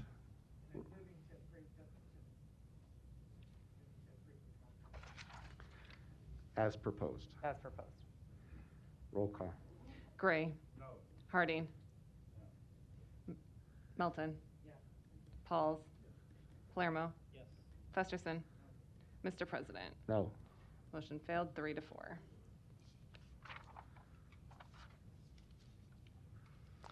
One public hearing can be held for items 49 to 52 relating to the transit-oriented development. Planning Board and Planning Department recommend approval.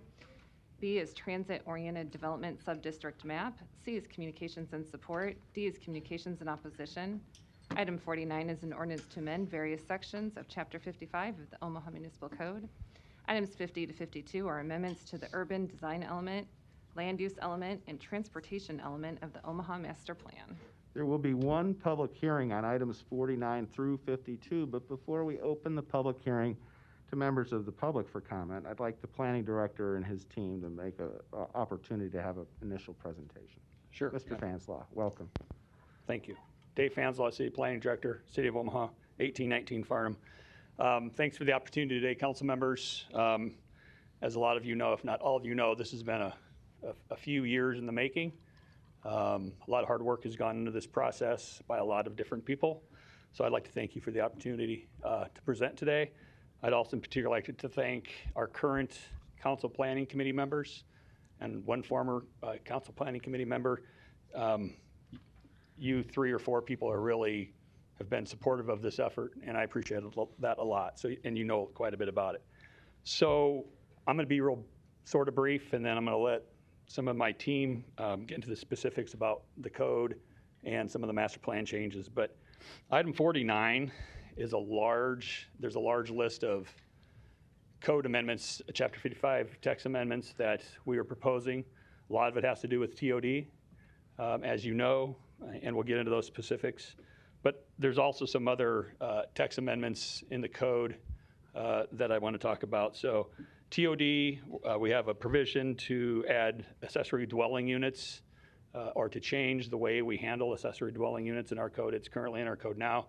Kind of cumbersome, not real workable. We think what we're proposing today is better than what is in the code for a number of years that is rarely used.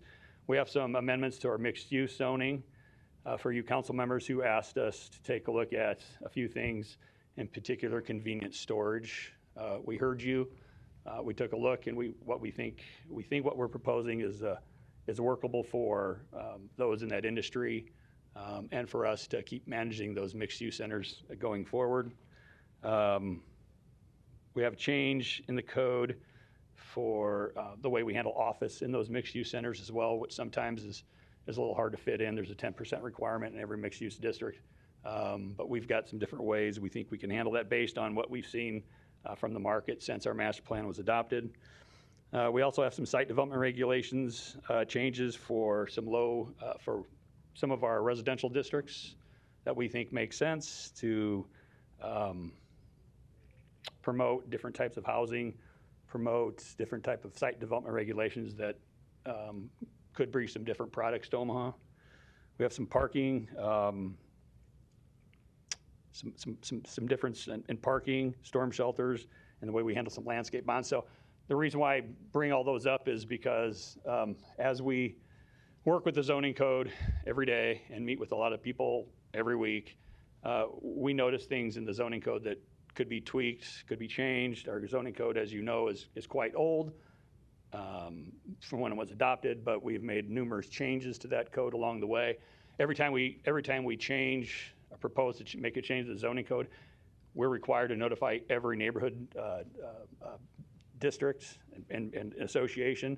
That can get kind of cumbersome if we find one change and then notify everybody and go through a process and then repeat that. So what we do is we kind of wait until we get a good pool of amendments that need to come forward. We do it all at one time. So it helps us working with those neighborhood groups and with the advertising.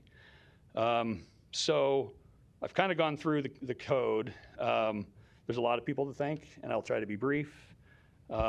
This process started 4 or 5 years ago when we received a technical assistance grant from Smart Growth America that talked about the TOD. Obviously, it's our TOD. What we're proposing for TOD zoning is closely linked to the BRT that's going to start operation, I believe, November 18th of this year. So we've been working at this for a long time. I appreciate staff. These 3 people who will talk, we've had other people on staff who have worked on this as well. We've had a lot of good conversations, internal conversations, a lot of debate, some disagreement, but in the end we came together and we think we're put together and putting forward a very good product for you all to consider. Stakeholder groups, the stakeholder group that was put together was neighborhood representatives, developers, designers, and other interested community leaders. We put together an action team from members of the planning department, the public works department, the mayor's office, Metro Area Transit, MAPA, and the Chamber of Commerce. So quite big outreach for those committee members and that stakeholder group. I think it's real important to talk about, or at least mention, the public engagement. I think Derek's going to talk about quite a bit about that. But you know, this isn't something that we cooked up in the 11th floor and held it close or just talked to you folks about in the administration about. We had dozens of neighborhood meetings with a lot of different neighborhood groups, took what they said back to our office, worked on some things, went back out and engaged them. So it was a pretty good model for our public engagement on this process, and I think we did an outstanding job, and I think the product that you see today in front of you has a lot to do with that public engagement that we did. So again, we're here to talk about items 49 to 52. I will sit down. I believe Derek is first. He's going to have a presentation on the TOD. Thank you, and I'll be here for any questions. Thank you. Derek Miller, City Planning.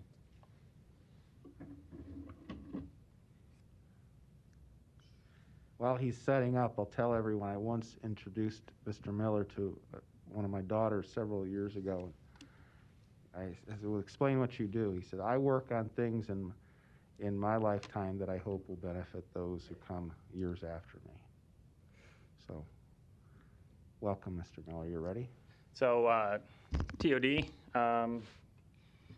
Dave kind of touched on the process a little bit, but we've been working on this for quite some time, ever since the Metro Transit was awarded the Tiger Grant for the Orbit project. But officially, this project process began about 2 years ago. Over that process, over that time, over those 2 years, we had 13 public meetings, 13 stakeholder meetings, a half a dozen action team meetings, which is Planning Department, Public Works, and all of our partners, Metro Transit, MAPPA, and the Chamber of Commerce. In addition to those public meetings, we held probably a half a dozen to a dozen targeted neighborhood meetings. So Dundee Memorial Park Neighborhood Association met with them a few times. Field Club or Fair Acres met with them a few times to gather all the input that we needed to gather. The other thing we did in May and June, we held an open comment period on the proposed amendments. During that time, we received over 2,200 comments, and I went through every one of those comments. Not fun, but went over all those comments, and I would say about 95 or more than 95% of those comments that we received that were substantial or substantive, we incorporated those changes or those recommendations into the amendments that you see today. Really what TOD is, it's a type of development that improves the pedestrian environment. You could read the rest of those bullet points, but really greater density and that pedestrian environment, because anyone that rides transit arrives to and leaves from transit on foot, so as a pedestrian. And how is this different than our zoning that we have today that was adopted in 1987, as Director Vanslaw stated?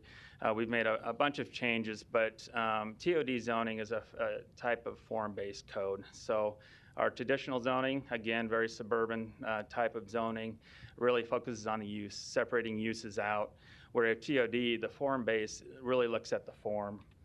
And the second bullet point there, really the physical character of the buildings and the relationship of those buildings to each other and to the street. So a lot of the projects that have been happening in our urban core and near our urban core have gone through our PUR process, our planned unit redevelopment process. And this is, we've taken a lot of information from that process, urban design, zoning, and developed these zoning tools to create a better environment. The change that you see in the three different elements is really a change to our future land use. The area you see in orange, Orbit orange, similar to what Orbit, their color scheme is, along Dodge Street, basically from 10th to the West Roads, a half mile on either side. It also incorporates the downtown Metro Mixed Use Center. So through the public engagement process and those neighborhood meetings, we identified generally the half mile on either side of Dodge, and then took into account different thoughts and different ideas and different public engagement, and settled on this area.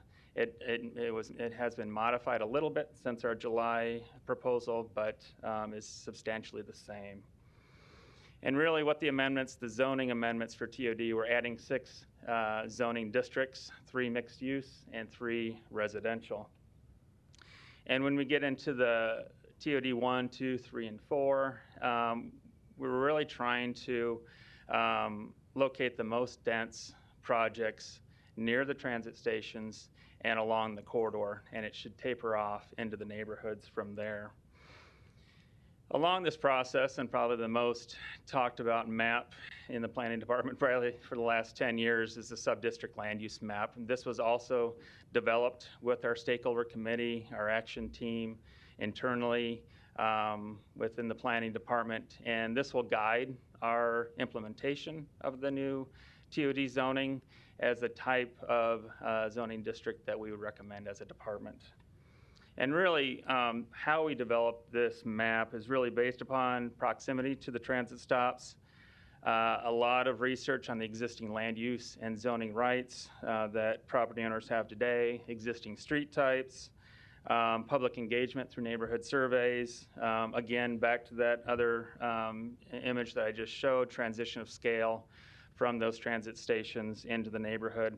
And then there are certain areas that are along the corridor that are historic in nature and have low density residential zoning existing today, and those areas were removed. So with all those 6 criteria together, we developed this map, which will guide us in the next 10, 20 years in implementing the TOD zoning.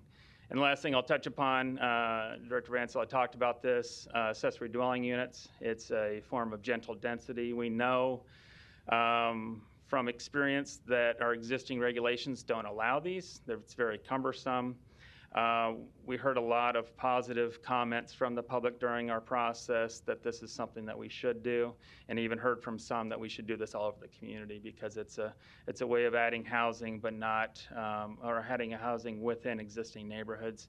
Some really excited, so much so that they were surprised that their existing accessory dwelling unit on their property is illegal today. We know of quite a few of those within our community. We made it this regulation to allow ADUs much easier within the TOD area, and maybe someday in the future it'll be allowed in other areas, but we wanted to see how it would work existing today within that half-mile TOD area. With that, that's my last slide, and I think I'll pass it over to Mr. Melton, and he'll talk about some of the other amendments that are proposed. Thanks, Derek. Jed Melton, Planning Department. In addition to some of the text amendments presented today, there's some revisions to our mixed-use zoning and our urban design zoning. As you know, mixed-use zoning regulates most of the commercial development in western portions of the city. It is originally intended to provide a mixture of compatible uses and a pedestrian-oriented format that also accommodates vehicles. Over the years, we evaluate the effectiveness of the zoning. We speak with developers and engineers, and we try to modify it to adapt to market trends and changes in the market, and also to make it more effective and produce more tangible outcomes. I'm happy to present that some of the changes we're making today, I think, will really add an improvement. Some key and notable modifications are how we integrate office uses into mixed-use centers. As you may know, there's a requirement to have a compatible mixture of uses, and currently it's 10% of the area should be devoted towards office. We've considering changes in market and demand, we've also seen a real spike in the need for multifamily and interested to be incorporated into mixed-use centers. So we've provided some flexibility that allows the office use to be exchanged for residential use and as an option. We're finding that the office uses currently aren't as strong as they once were 12 or 15 years ago when the code was written, so we have another option there. We've also provided a limitation on convenience storage. The intent is that these districts provide local services and amenities to neighborhoods. While convenience storage is somewhat benign, we feel that in the smaller districts it displaces what would otherwise be a more tangible service, a restaurant or an office or some retail to the neighborhood. So we've limited convenience storage to take up no more than 10% of a mixed-use district, with the caveat that currently the requirement is that they are no less than 2 acres. So that would mean they could only occur in mixed-use districts that are 20 acres or greater.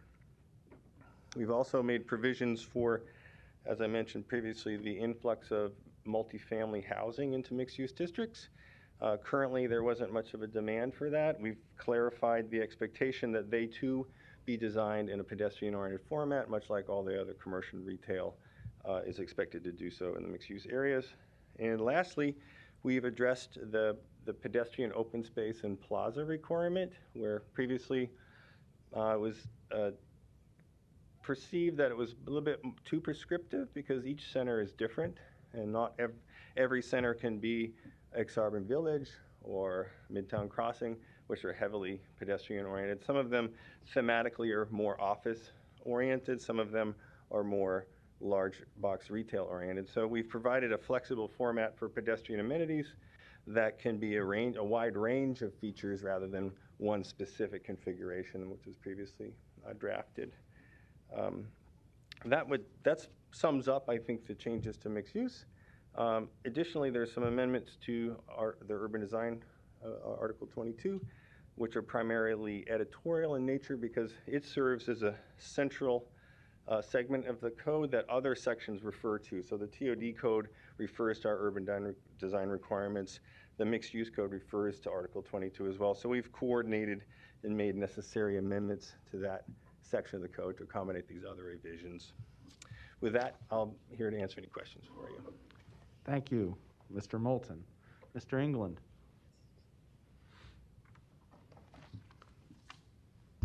Eric England, Omaha Planning Department, President, members of the council, thank you for letting us speak. I'm going to kind of summarize the remaining changes and go through them rather quickly. Along with the TOD and the mixed-use changes, we are proposing minimum bicycle parking in those two areas.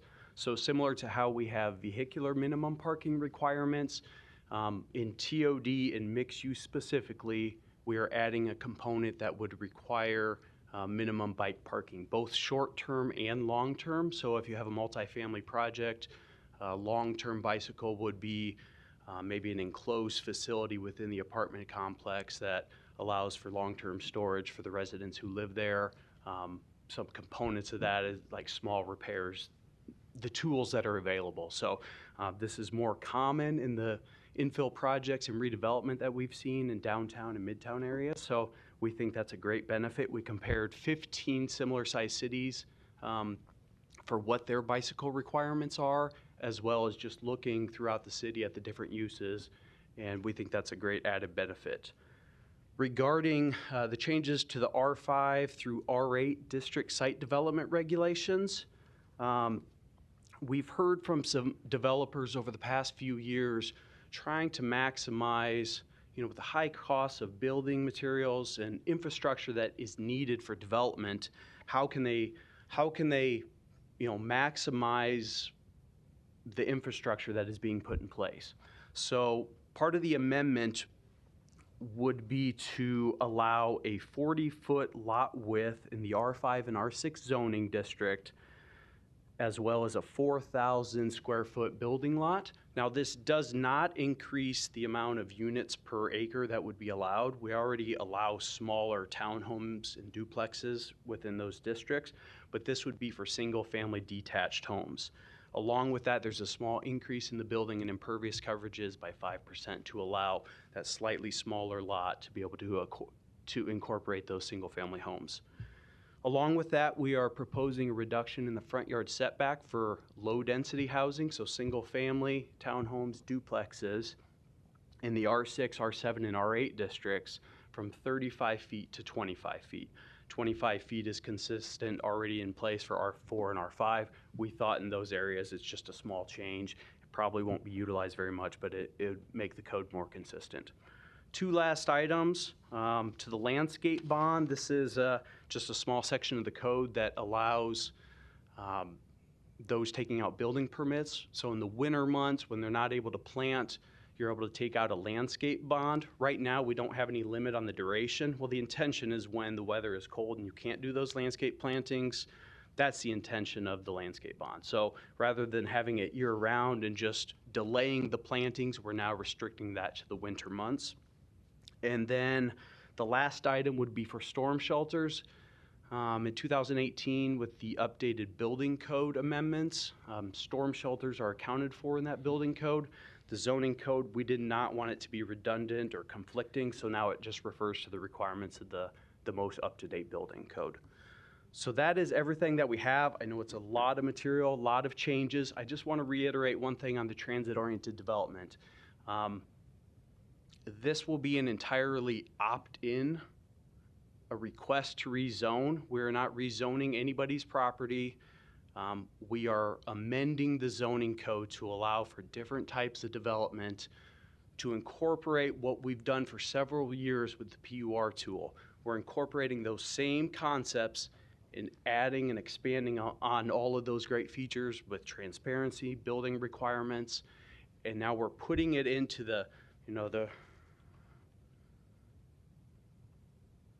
this area everywhere. Well, let me go back to sub-district map. Everywhere in the color would be eligible for TOD zoning, but it needs to go through an application to the planning department for a rezoning to one of those districts, which would go to the planning board and then come before city council. So I just wanted to reiterate that. We're not changing anybody's zoning. We're just setting up the tools to allow for the development to occur. So with that said, I know there's a lot of materials. We're all here for questions if you have any. Thank you. Thank you. If you could shut that off, we'll open the public hearing now for proponents. Those wishing to speak in favor of any one of these items. Will Green, 3018 South 33rd Street.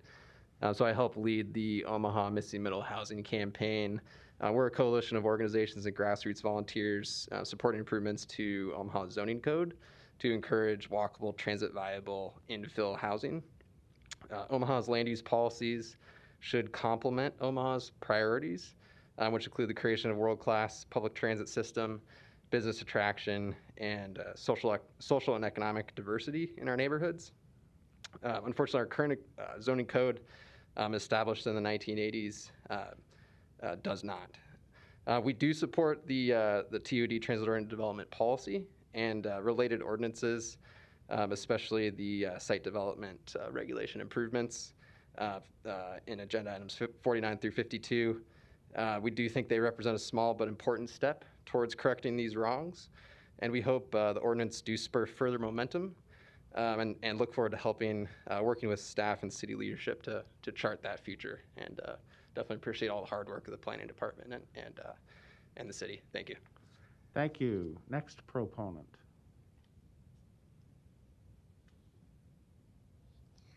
Good afternoon. Holly Barrett, Omaha Downtown Improvement District, 1640 Dodge Street, Suite 140. My organization, the Downtown Improvement District, clearly the new master plan would cover a huge chunk of our district. And so we were both a stakeholder, and then I am also a private resident, so I was also able to be a part of the public outreach process as a private person. Huge kudos to the team. Derek had been working on this for years and years with everyone else, and it was really a fantastic process to see how much time and effort they really put into it, both with stakeholders all over the city and then with specific folks right there in the area. So that was really a fantastic thing to be a part of. My organization, the Improvement District, is focused on the pedestrian environment first and foremost, while we do a whole lot of other things. Really what we want to make sure is that people are enjoying the public realm and that it is vibrant, safe, and clean. We fully believe that the amendments that we're asking for here that would allow transit-oriented development in a more focused way, in a master plan way, we really think that this would contribute to that kind of a commitment. You've heard a lot today about tools for developers and the city. This is the kind of thing that will give developers tools and clear visions. It will also help the planners to be able to work with folks and be able to come up with things that are really going to be serving everyone. Clearly, we need parking, but we also need to make sure that our sidewalks and our bus stations are equally as vibrant and useful. The other thing that we are very supportive of this process, and this one was a little bit hard, the fact that it is an opt-in. In the beginning, we really wanted this to be we have to do this, we have to do this.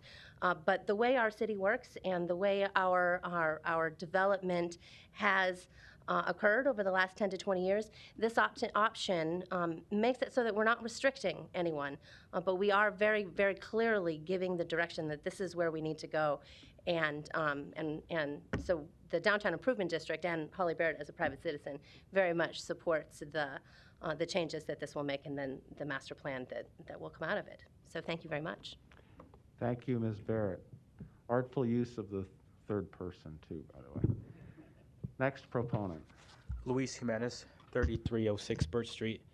I participated in the transit-oriented development when the public was asked to participate in forums, and I was very supportive at the time. I think they had a good idea of what they wanted to provide, and as far as I understand it, with the zoning, that needs to be the focus right now, so that it allows for this development.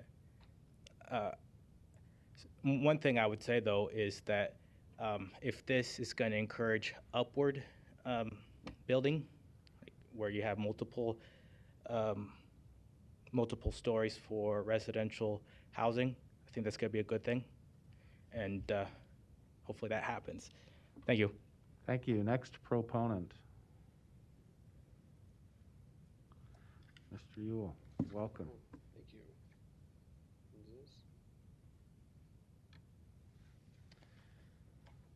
All right. Good afternoon, President, City Council. Greg Ewell, the Executive Director at MAPPA, 2222 Cumming Street. We did submit a letter as a proponent for this, and I just want to step back and give you a little bit of our perspective from the regional perspective. I think it's obvious that the city and the planning department have done a wonderful job at really taking into account the neighborhood concerns and looking, and so I'm not going to get into the minutia of all of the codes themselves, but MAPPA just approved the long-range transportation plan for the region, looking out long range. That was approved by our council officials earlier this month, and it has some concepts in there, including these that you see here. So these are just concepts. Don't get caught up on where the exact roads are, but this is looking at how can we grow into the future and how can we provide these multimodal corridors. Obviously, you heard the Orbit project coming online. We know that's the most significant investment in transit we've had in decades in our region. So we just think it's very important as we're doing that this be successful. We set it up for success to the extent possible. MAPPA did commission a return on investment assessment that was completed earlier this year. It said, what if we build out premium quality transit on some of these corridors? What's the ROI on that in terms of cost benefit? And it showed that there is definitely a benefit investing in transit in our community and making that successful, but that the real benefit comes when we have complementary development and land use with that transit service. So if you just have the transit service, but the land use isn't supporting it, it doesn't work, and vice versa. So really, it's important that we have that walkable development. If you think where somebody, that a family can have a stroller going down the sidewalk, where can the elderly feel comfortable walking, it just creates that virtuous cycle where people feel that they can get around, certainly using a car, but also using other modes of transportation. So all that is to say, this seems like a really significant, important step in the right direction, and we see this as setting an example not just for Omaha, but for these future corridors and throughout the whole region. Thank you. Thank you. Next proponent.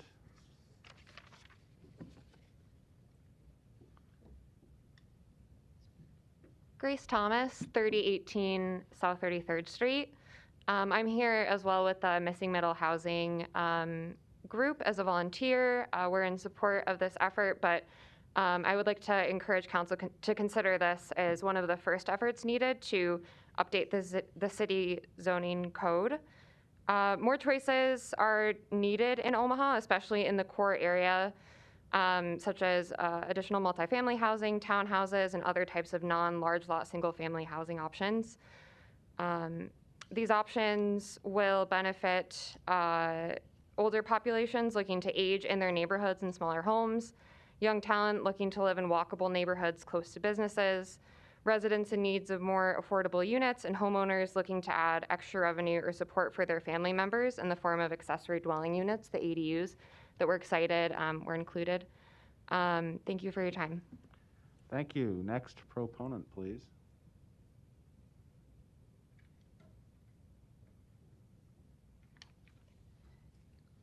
Good afternoon, Lauren Sensick, Chief Executive Officer of Metro Transit, also at 2222 Cumming Street.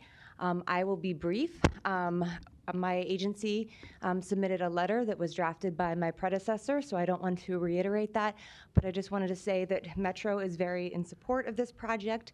As mentioned by previous speakers, really thinking about land use and transportation planning and investments together and integrating that planning is really the key to making sure that our community is livable, is able to serve the mobility needs of our residents, and really just creating healthy communities. The focus on the pedestrian scale in this proposed ordinance is really important. It's important to remember that everybody who gets on or off a bus has to get to that bus stop. They're not riding the bus to just get to a bus stop. They're trying to get to their home, to their work, to see their kids, to the store. I just also wanted to thank the planning department for really including us in this process and commend them on a really inclusive process. And I think it's really a model of ways that Metro and the city can and should work together in the future to make sure that we are maximizing our investments together and our efforts. Thank you. Are there any other proponents?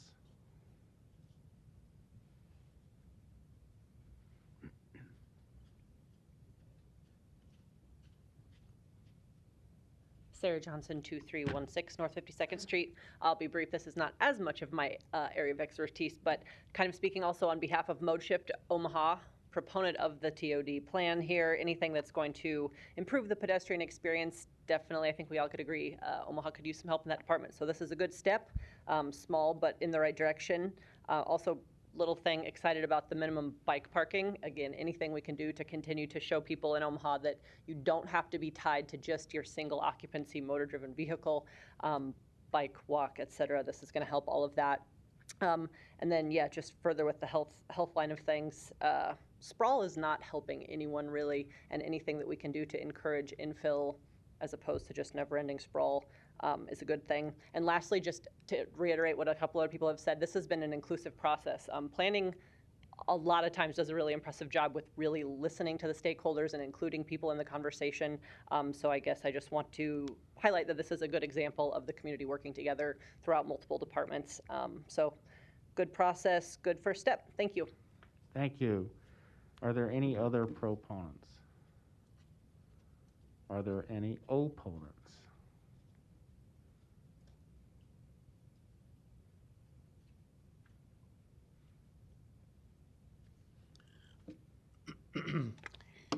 Larry Store, 5015 Lafayette Avenue, Omaha, 68132. You know, homework involves a lot of things. I'm opposed to this, these 4, these 5. Number 1, I don't understand all the language that's used in the written documents or on the attachments. I don't have time to read all the amendments. Part of my homework is driving down Dodge Street and thinking, gee, if I can't drive my car anymore, how am I going to get around Omaha? My God, there's 10 blocks at least between orbit stops. Pretty soon it'll be all the way to Fremont, probably. What happens for people like me, for example, that lives somewhere in between the 10 blocks? Do I have to rent a bicycle to get from one to the other, for example? How do I get from my house to 50th Street to Dodge Street to ride this monster? I mean, it's big enough that it probably doesn't have to travel 10 blocks to be able to go in 1 or 2 of the doors. Taking up a whole lane of traffic for traffic all the way to 72nd Street or West Roads now, maybe further. So all I'm saying is, thanks for all the hard work that everybody does, but it's not easy to do your homework when you don't really know the truth and the media doesn't cover it. I watch the news, I listen to the radio every day, and I come down here every week. It's not really explained. Now today there's some charts, but the citizen gets one crack at it down here today. First hearing. Doesn't get another chance until maybe the day of a vote. But words do matter. there's a lot of words in here that kind of scare the hell out of people. Urban planning. What does that mean? Can I build one of these 300 square foot houses on my driveway and put it there? Can I put that on wheels and drive it away? And finally, since the yellow light is on, I really wish that if you want to insinuate to me as I walk away or I sit down that I'm ignorant or that I am untruthful, please have the guts to do it while I'm at this podium. Call me a liar to my face. Don't insinuate as when I'm not here. Have the guts to do it to my face and name me. Don't imply that all the other citizens like me Your time's expired. are imbeciles and are ignorant and don't do their homework. It's not true. Thank you. Thank you. Are there any other opponents? The public hearing is closed. Planning Committee Chair Pete Festersen, you're recognized. Thanks, Mr. President. I too want to thank the department for all their work on this. As you can tell, it was a lot of work. And I'll come back to that in a minute, but they just explained hundreds of pages of documents and that are technical in nature, I think in a very appropriate and easy way to understand, as well as the charts and some of the maps that I'll come back to here in a minute that help explain it as well. I also wanted to acknowledge Ms. Sensick here. I appreciate you being here and your support of this as well. Welcome back to Omaha. Haven't had a chance to see you yet. I know we all look forward to working with you on the future of transit in this city. And I think Mr. Ewell actually had to leave, but he testified in support before he left on behalf of MAPA. I wanted to acknowledge that too, because probably about 2 years ago, certainly it was back when travel was okay, a delegation of us all went out with MAPA to Pittsburgh to look at how transit is done well and how transit-oriented development can work. Councilman Palermo was with me on that trip, and we saw a lot of great examples about what we're talking about here today. So we have come a long way from that educational phase of this discussion. And so I am supportive of transit-oriented development, supportive of transit itself, and more diverse housing options throughout our city, often now referred to as the missing middle, which I think is important too. And increasing density in our residential and commercial areas, which is important to the health of the city as well, and has lots of different implications for the health of our citizens, but also the provision of city services. But whenever you do discuss zoning changes, it's important to understand the details and the potential impacts and to engage neighborhoods in that discussion. And I think that is what has happened here in a positive way. What we've seen in terms of the transit-oriented development maps and the sub-district maps is a consistent progression with the orbit stations. They're going online here soon.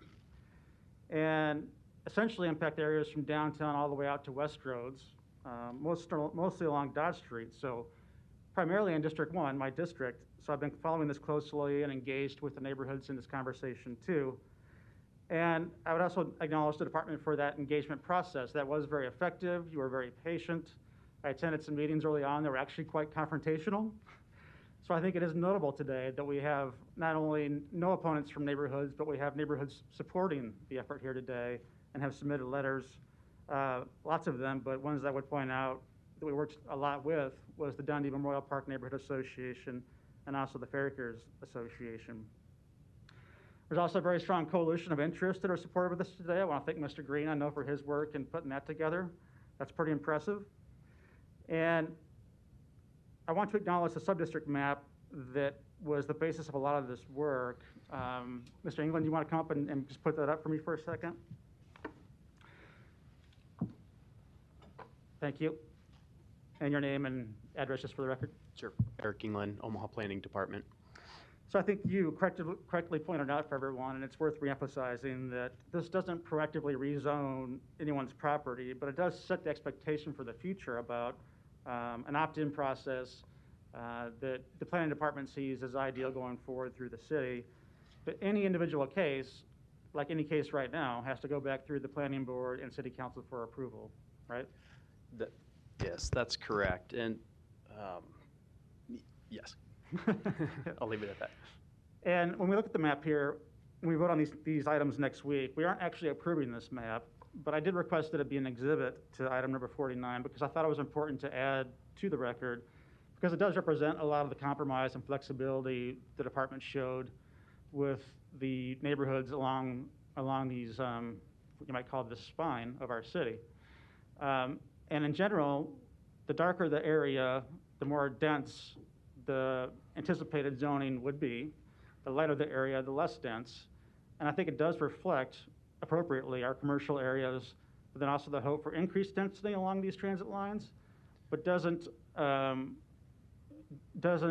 so far as to making substantial or really large changes into areas that are 6, 7, 8 blocks away from the spine that I know was an initial concern, right? Yeah, absolutely. I think the sub-district map is, we spent a lot of time on this and throughout the dozens of meetings and conversations with neighborhood associations. And it's partly reflective of existing zoning, but not all the time.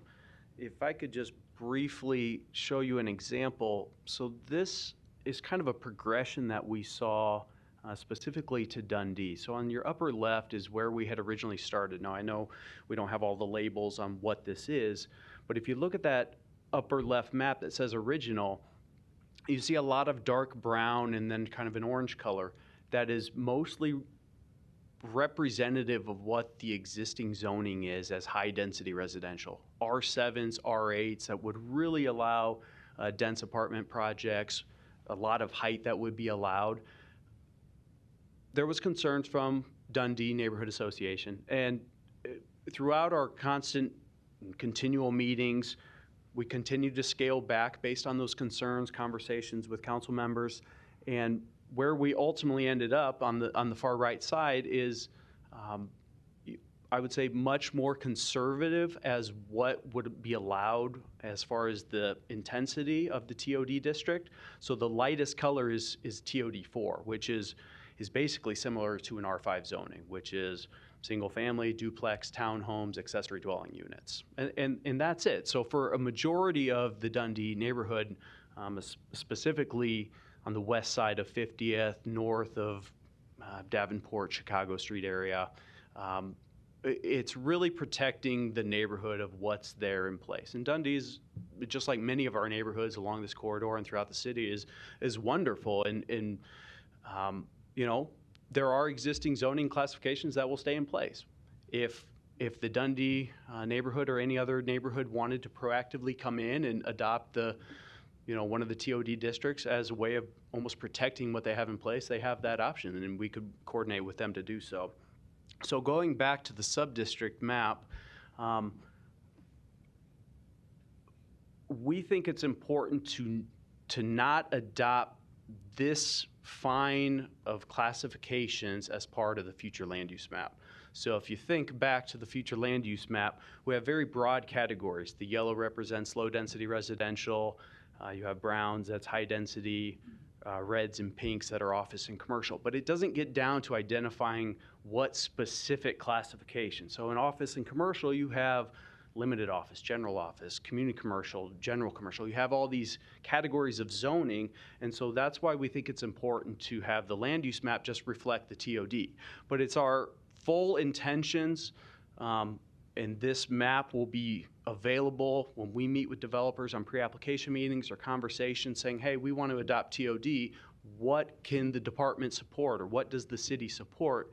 And we're going to utilize this map, and we have full intentions. And I'll go on the record, I don't want to be here in 4 months and say, yeah, we put this out there and then we're recommending something completely different. But we acknowledge that there needs to be a little bit of flexibility just because without knowing what the project's coming in. And while we spent a lot of time in looking at certain neighborhoods, maybe there's a block that we missed further, out west on the corridor. And we try to make it as perfect as possible, but we recognize that it's a process. And so we have all full intentions of applying this map and being transparent with that. Great, thank you for that. I think that's right. This is a guide. It does not get adopted into our, our code or even our master plan, but I appreciate you acknowledging on the record that this is what the planning department intends to use as guidance going forward, because that really was the basis of the conversation with the surrounding neighborhoods. And I think it does strike the right balance between the mutual interest of maintaining the character of those neighborhoods and what they've come to enjoy, but also recognizing the value of transit-oriented development and increasing density and housing options throughout that area that does support our new transit system too. So to me, that's a win for everybody. Thank you for that.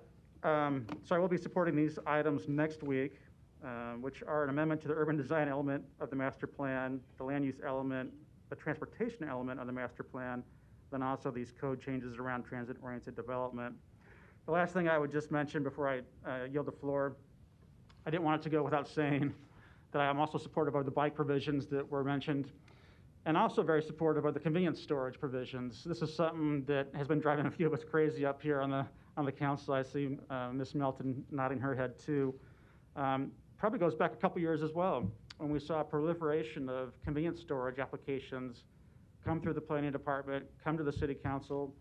Nothing they were proposing was out of line with city code or even the master plan, but it sure didn't seem to fit with the objectives of a healthy growing city or even the best and highest use of our land use propositions going forward. And throughout the city, I have some examples in my district that I was not pleased with and voted against in Benson, but most of the examples were in West Omaha, where we had large storage facilities on major intersections or prominent corners that just weren't the highest and best use of that land and did not promote good design opportunities or even good growth principles. And these weren't the nice ones. These were the garages with doors and fences that were, not where we want to be in terms of the design of our city. So I know not a lot of us voted against it at those times, but most of them did go through because they were consistent with the master plan, and I think the planning board felt they had to. But I think this will be a big improvement in that respect too, to give you an extra lens by which to critique those before they come to us and before they even go to the planning board, which is when that really needs to happen. So thanks for all your work. Thank you, Councilmember Festersen. Councilmember Harding, you're recognized. Thank you, Mr. President. So I too want to thank all those involved in the public process, which, as a quick aside, there was a lot of public process involved in this. There have been multiple public meetings that people were invited to give their 2 cents, and as Mr. Miller indicated, a lot of those ideas that were expressed and concerns that were raised have been incorporated into the final document. It also has gone through the planning board, so there was a public hearing there as well. But I appreciate the forward thinking and the integrated amendments that we have here before us that we'll be voting on next week that make Omaha a more healthy and attractive community for all of its citizens. So I want to commend the team, as many have done before, but there's been a lot of heavy lifting on this, and the team's persistence and openness to working with the community, I think is demonstrated in what we will be voting on next week. And finally, it does bear repeating that the TOD zoning is opt-in only. This is not a blanket rezoning of one's neighborhood if they're within some of those areas around TOD. It is totally an opt-in and will go through the same public processes that any rezoning request goes through. So that would be from planning department to the planning board and then to the city council. I look forward to voting in favor of this next week. Thank you, Councilmember Harding. Before calling Mr. Fanslow up, I would be remiss if I didn't say a few things. First of all, for those who complain that they didn't know about this or they only had from Thursday to today when it was on the agenda to learn about this, is remarkable given the efforts and outreach planning did in a very conspicuous way to reach people and inform them, educate them, and allow input. What people in my district did, of those almost 2,500 people who actually participated and commented, There's thousands more who participated and just didn't comment. But I'd like to thank the planning department for making themselves available for all those thousands of people who learned about this, took the time to get on your website and read about it, or heard about it from their neighbors or from meetings that they saw going on. And then if they didn't understand it, they asked. So if you don't understand it, you have yourself to blame. You didn't take the time to ask. Thousands of people did. And it's amazing.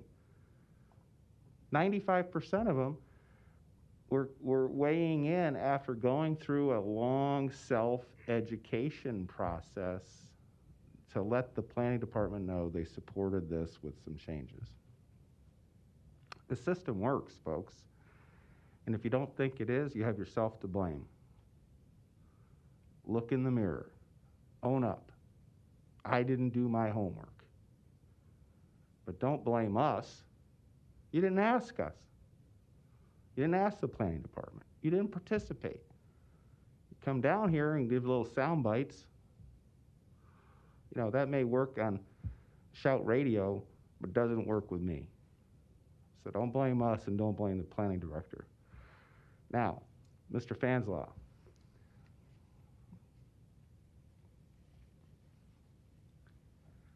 Yes, sir. Dave Fanslow, City Planning. Several years ago now, this council, before all this began, passed a resolution unanimously asking you to do what along mass transit routes in this city? Study the land use. And once Ms. Sensnick got a wonderful grant for a BRT and that came along, what did you tell us you were going to do? I told you we were going to study the land use along that route. And here we are. Correct. And you said, just trust me. We're going to start with the BRT. We're going to figure this out. It's a lot bigger effort than you guys think. We're going to take time. We're going to do it right. And here we are. Correct. Took a little convincing, but yeah, we got here, right? Right. Yeah. So I can echo the sentiments of my fellow planning committee members, the chairman, Mr. Festersen, and my colleague, Mr. Harding, but my charge to you is to not rest on your laurels, because there's a transit system, as we're learning along Dodge, if things like TOD and BRT happen, can enhance the urban living experience of our citizens and improve the live-work environment. It can promote transportation alternatives, whether it's mass transit, pedestrian, bike, or combinations, and spur, as we're already seeing along Dodge Street, tens of millions invested in new development projects. I agree. We've already talked about what's next. So yeah, we're not stopping here. Absolutely. So kudos and don't rest on your laurels. Gotcha. Thank you. Thank you. Madam Clerk. Item 53, an ordinance to approve an interlocal agreement with the Village of Sterling for Keno proceeds. Public hearing on item 53 begins at this time. Are there any proponents?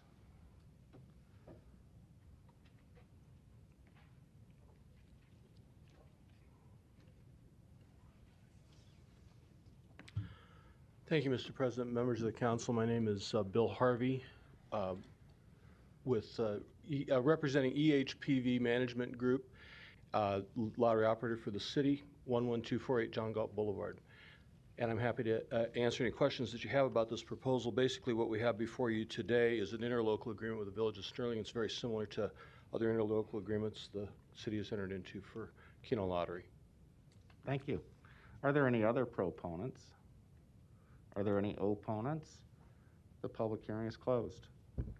Item 54, an ordinance authorizing and directing the issuance of various purpose and refunding bonds, tax exempt series 2020A, and various purpose and refunding bonds, taxable series 2020B, in the amount of $152,500,000. The public hearing on item 54 begins at this time. Are there any proponents? Are there any opponents? The public hearing is closed. Non-action items, items 55 through 79, do not require public hearing or city council consideration at this meeting, but will be placed on a future agenda for public hearing and/or vote. The reason for non-action is noted after the item on the agenda, as well as the date the item is expected to appear on the agenda for consideration. Roll call. Gray. Harding. Melton. Pauls. Palermo. Festersen. Mr. President. Yes. Motion passed 7-0. Meeting is adjourned at 4:24.